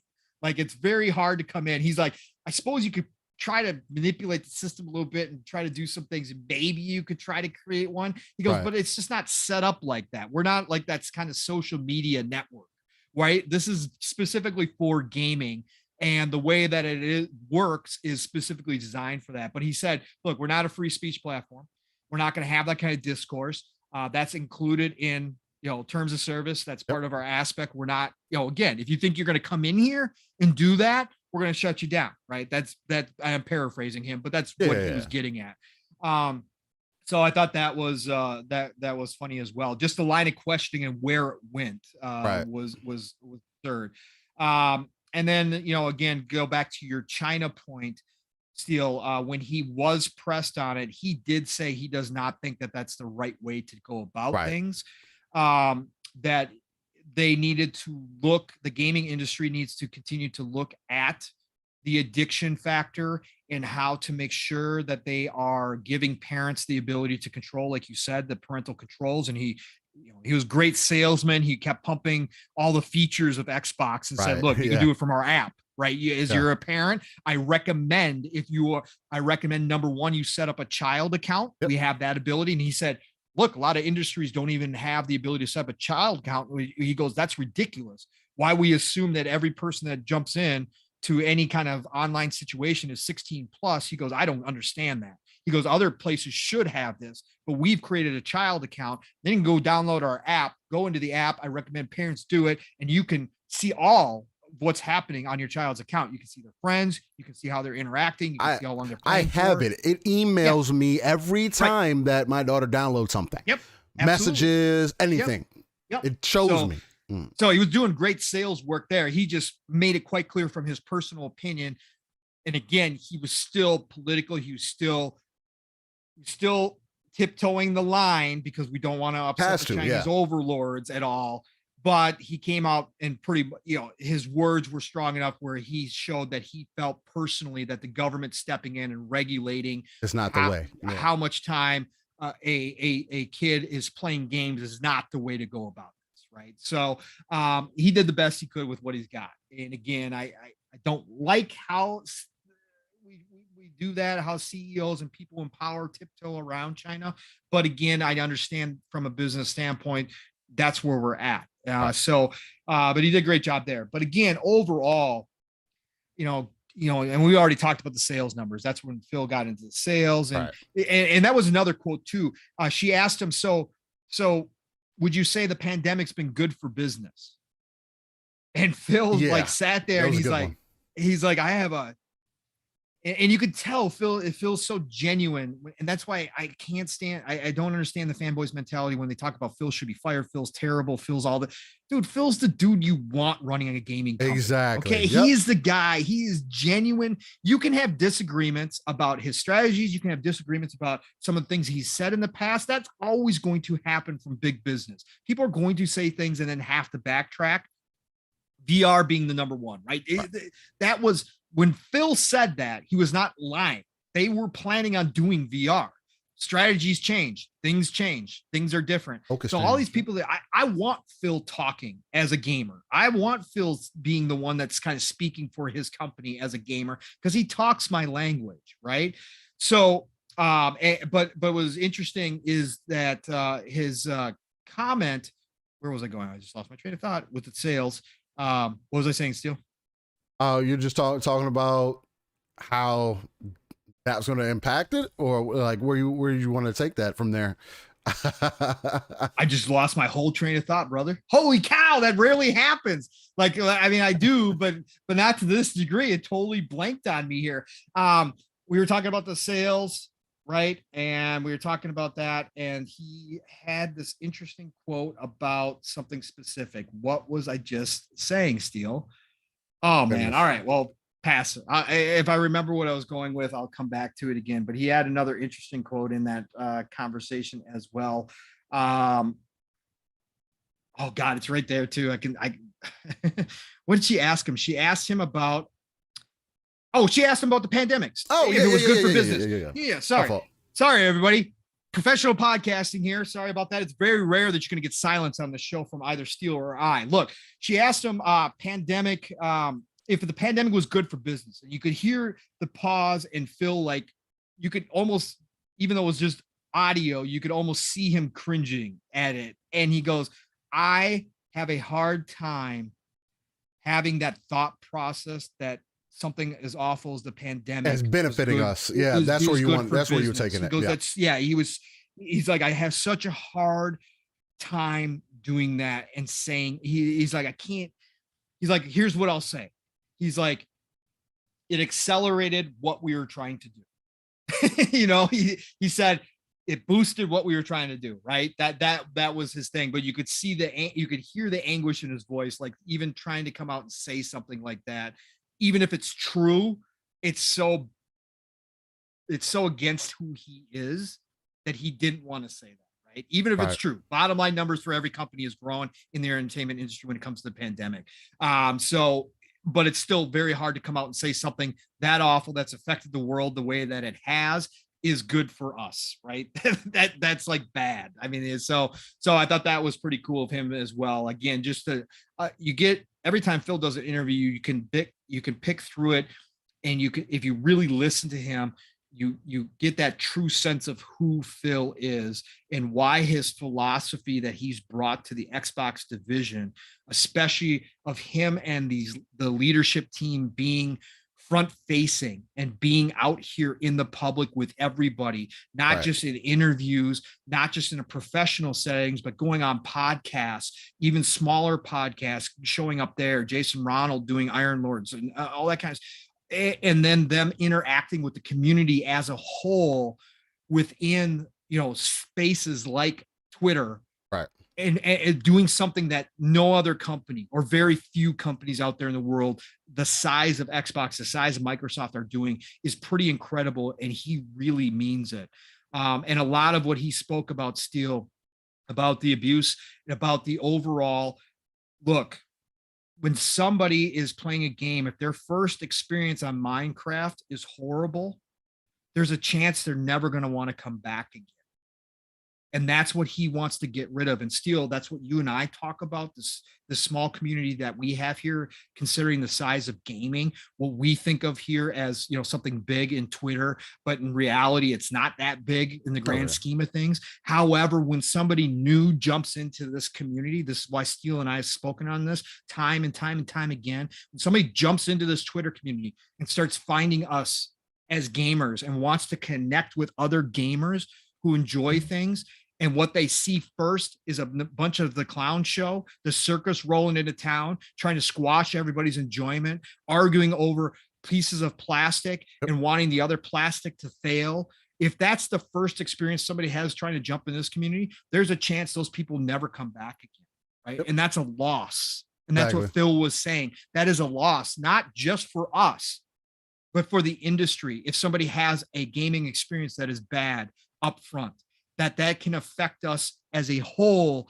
down the road. And that's why all of us, whether we're competitors or whether we're partners in this business, need to think about that and put things in place to try to limit that and make sure that people are having the best time the first time they jump in here, and then every time after that, so they don't walk away and say, I don't want to be a part of that. And I thought that was a great overall kind of view that he took through that entire interview and reiterated time and time again. I love that. I love that, man. No, it was 1,000% an amazing thing. So And that definitely covers. I think we definitely beat that Phil Spencer interview up and out of the frame. Again, there was a lot of amazing points that he made in there. It's one of those things for me to where it's amazing to see who represents these different companies and how well they represent us as gamers, right? That's what we kind of always want. It's part of the reason why people want Sean Layden back so bad over Jim Ryan, not understanding that money is also part of the play too. You know what I mean? And if you weren't thinking about some of these things beforehand, or really working on some of the R&D on the back end to make sure that some of these aspects are covered, you're gonna get what you're gonna get, and that's why Sean Layden isn't there anymore. The money is important. We wouldn't have games without money, man. Again, this is a business at the end of the day. Exactly. So it's a form of entertainment. That's all it is. Yep. Something has to drive. But it's refreshing when a company like Xbox does have these types of people in place. And again, Phil has built his team based upon that philosophy, and you can see why it works in action every day with Xbox. And that's the cool part about it. There's all different ways to do business. There's not one correct way to do things. Exactly. Right. And I don't down, Jim and what he does over there. He's got a specific, he's got a specific role within Sony, and his job, he was hired to do a specific thing, which is the bottom line. And we can see that. And so he doesn't have to be Phil. Again, people are all different, but I love seeing what Phil has brought specifically to Xbox and what that means for us gamers, right? That's the good thing, man. 100%. 100%. Ladies and gentlemen, with that being said, we're about to get into the whole Sarah Bond interview. Also, Farrah Fawcett had an interview on Xbox. But no, we're gonna get into the Sarah Bond interview also. That's probably going to be the portion that wraps up the show. I'm not going to get into the this day in gaming segment today, just because I am crunched for time. But we'll definitely bring that back next week with no worries. Be sure of that. But with that being said, I definitely want to get into Sarah Bond's interview, because she also said some amazing things that I do want people to kind of get some attention on and really kind of pay attention to. Excuse me, I had some gas back there. But Sarah Bond did an interview with McKinsey and Company. They're a technology and media and telecommunications company. And they sat her down, another business, sitting down with someone in gaming to talk about the gaming space. And it was more so not really about the questions that were more so asked, but it kind of goes hand in hand with each other. So the interviewer basically asked some questions based off of it. I can't seem to get the interviewer's name. I just know that it was done by McKinsey and Company themselves. But there was quite a few points that were made, and I don't want to necessarily hone in on exactly the questions, but more so some of the points that were made. So one of the points that she made during that space, and again, I will include this on the back end if you are interested on that McKinsey and Company interview that was done.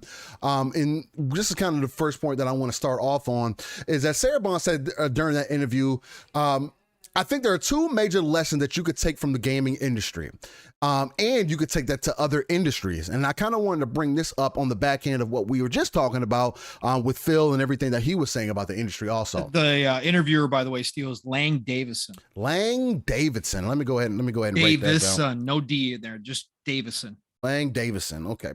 Yep. Couldn't find that for whatever reason. Executive editor is the position. Perfect. So it was done by Lang Davison. But one of the points that came out of that interview is that she did say, again, I think there are two major lessons that you could take from the gaming industry and take to other industries. The first is that you should think about engagement driving monetization, not monetization driving engagement.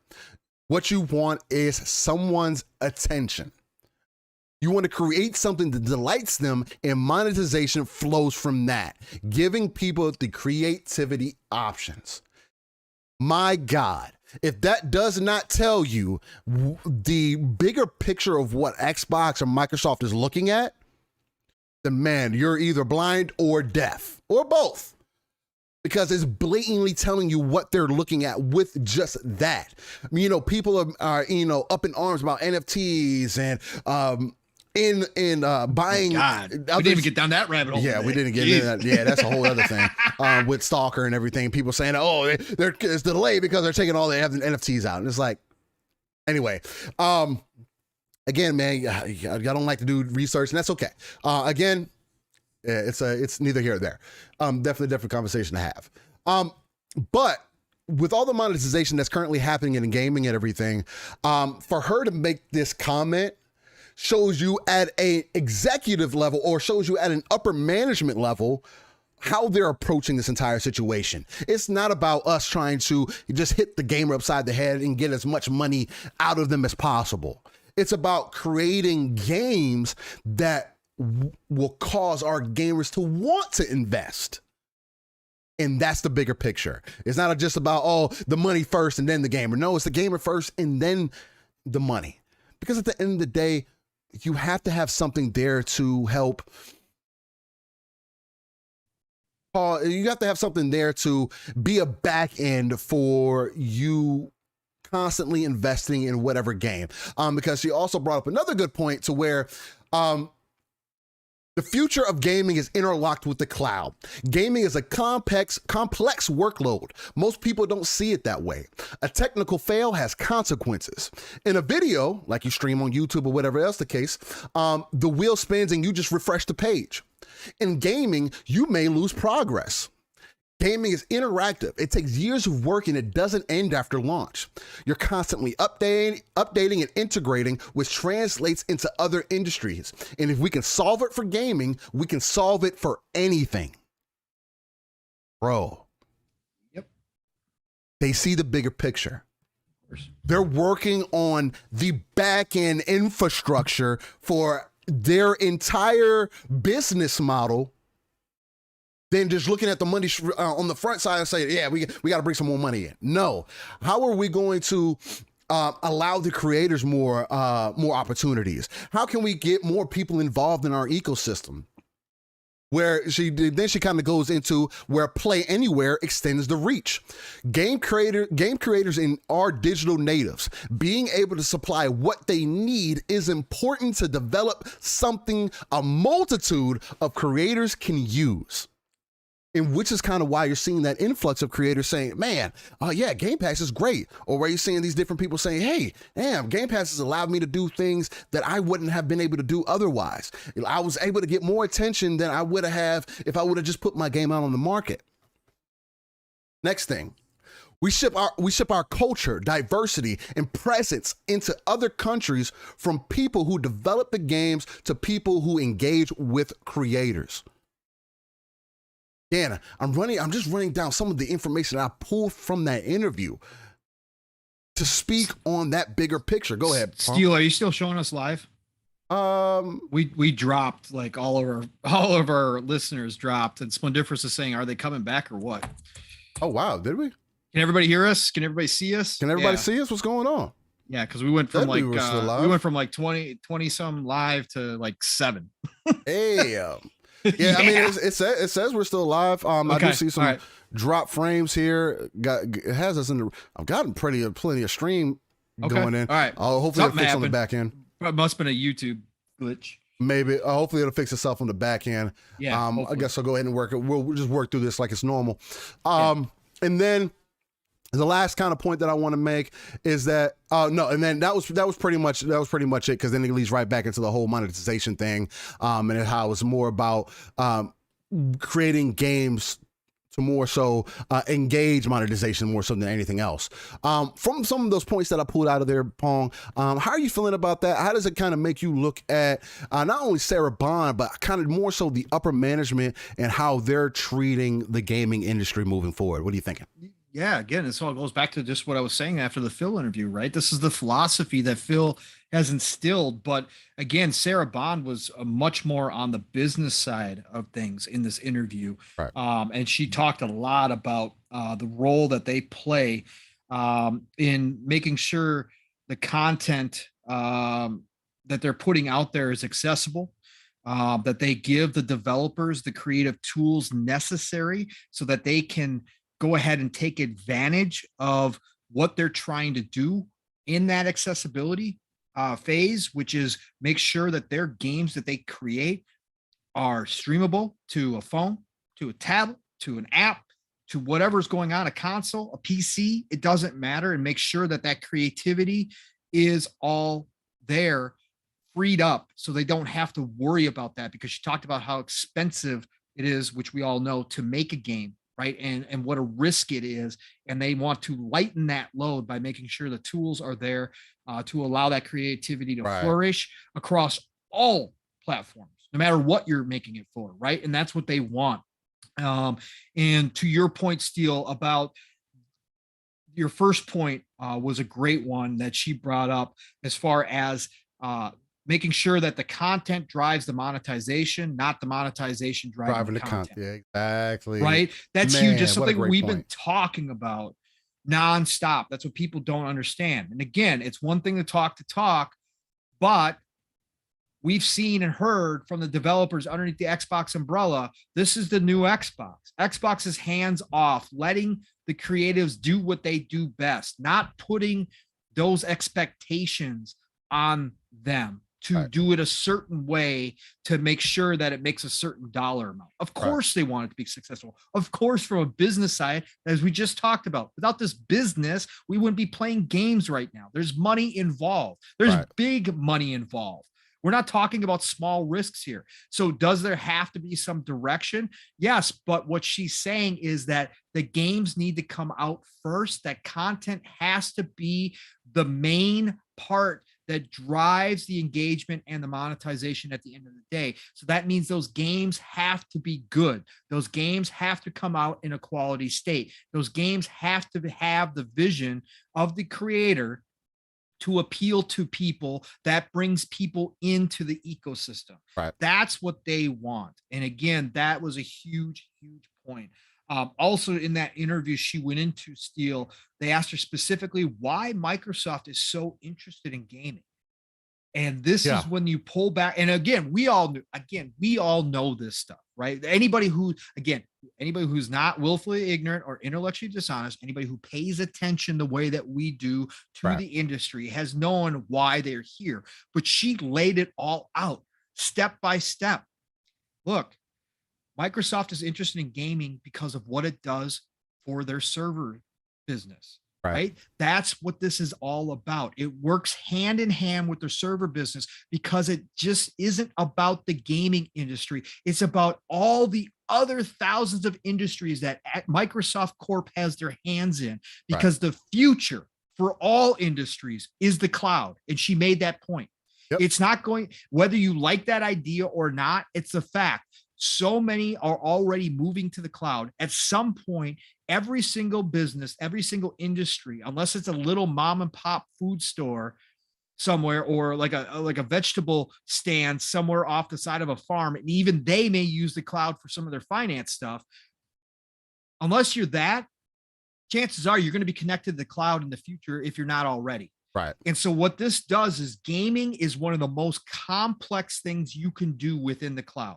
Because of the way the data transfers, it's not only data downloading, but it's also data uploading at a constant pace, always. Because like she talked about specifically in there, if something fails on the gaming end side of things in the cloud, you could lose hours of game time that you put in. You could lose your saves. You could lose all sorts of information. Right? There's lag to consider. Right? There's all that stuff that goes into gaming that isn't necessarily even something they have to worry about on other industries, but what they learn there transfers over to other parts of Microsoft Corp and how they sell their server to other industries, because they can go into that industry and say, look, what are your goals? What are you looking to do? What do you need us for? And that company says, okay, we need this, this, and this. This is why we want your servers. This is how we think you can help us. What can you do for us? And Microsoft gets to come back and say, that's a breeze. Let us show you what we do on the gaming side of things with specific examples, right? Wait, gaming? What's that got to do? Let us show how the data works in the cloud on a gaming side. Complex. This is how we make sure that everything's working. This is how it relates to what you want to get done. And that's why it's going to be very simple for us to make this happen for you. So come on over. We'll take care of you. No problem. We're already doing something extremely more complex than that with this amount of efficiency, and it's successful. We can easily get your business up and running in our servers, right? That's what she was talking about there. And that's layman's, that's paraphrasing. Again, I'm just giving the layman's term. She went into detail about how it actually works, but that's basics of what they do and why Microsoft Corp is so interested in the gaming division and why they will continue to invest in the gaming division, because it is the ultimate advertisement for their servers. Absolutely. Azure benefits the most from this gaming industry.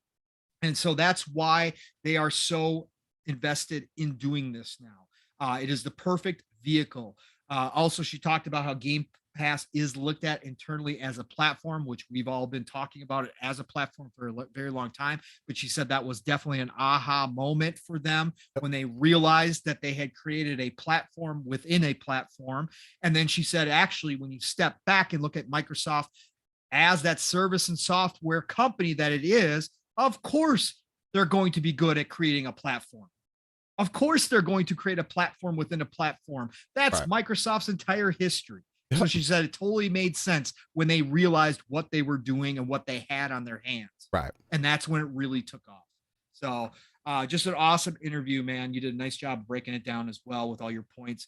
But yeah, again, just goes back to that front-facing leadership team that Phil has built that is willing to put themselves out there in these different types of interviews and answer these tough questions and handle it flawlessly. She did. Her answers were beautiful. Like, it was easy to understand. Yeah, spot on. Yeah. I definitely recommend checking it out, man. Again, that's from that McKinsey and Company. Definitely check that interview out. It was outstanding. Again, they break the whole interview down along with the questions and everything.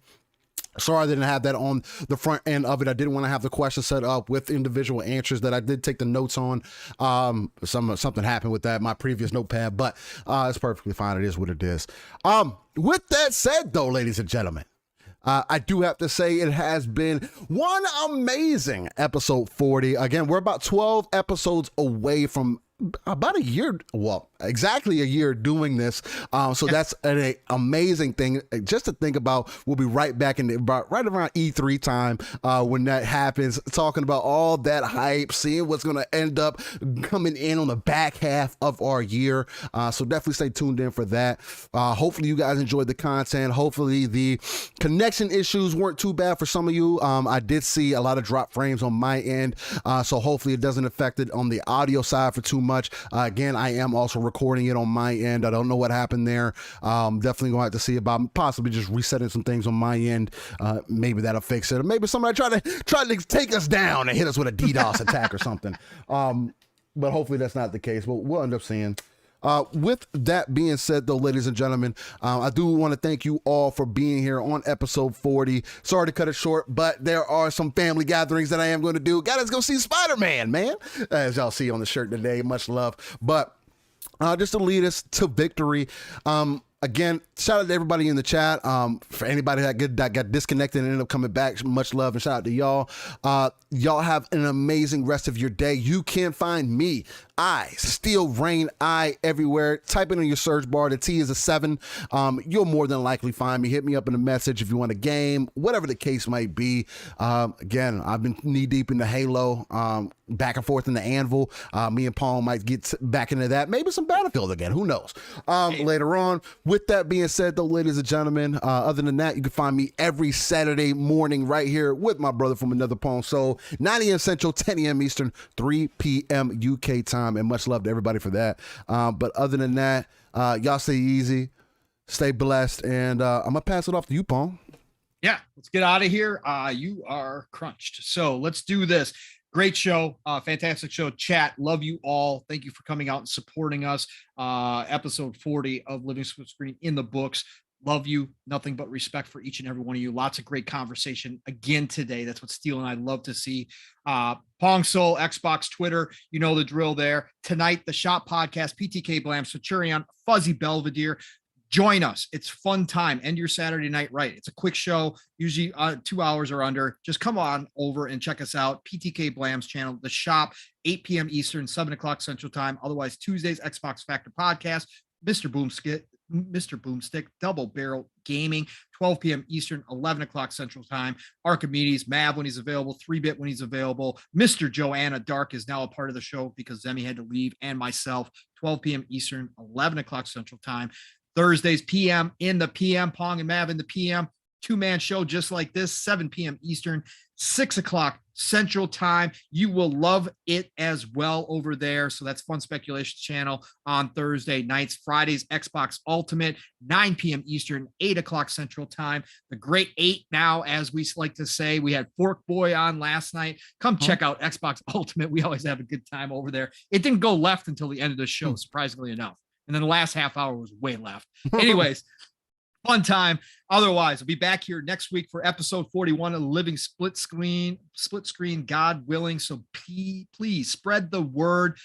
Mission 1K is in effect. We'll have an extended mission if we hit that 1K to 2K, like Steel said. We think we can do it. So please spread the word. We saw some new people in here today, which is awesome. Thank you all for showing up. We hope you enjoyed it. Golden age of gaming. Play what you love what you play. Enjoy your weekend, people. Get out there. Hug those that you love. Continue thoughts and prayers for Spooky Sprocket. Love you all. Have a great weekend. We'll talk to you soon. That's a big fact, ladies and gentlemen. Much love to everybody. Again, like Paul said, play what you love what you play. And like I say, keep it live, raw, and uncut. And you can only find this type of energy right here on Living Split Screen every Saturday morning. Y'all stay easy, stay blessed. We'll holler at y'all next week. Peace.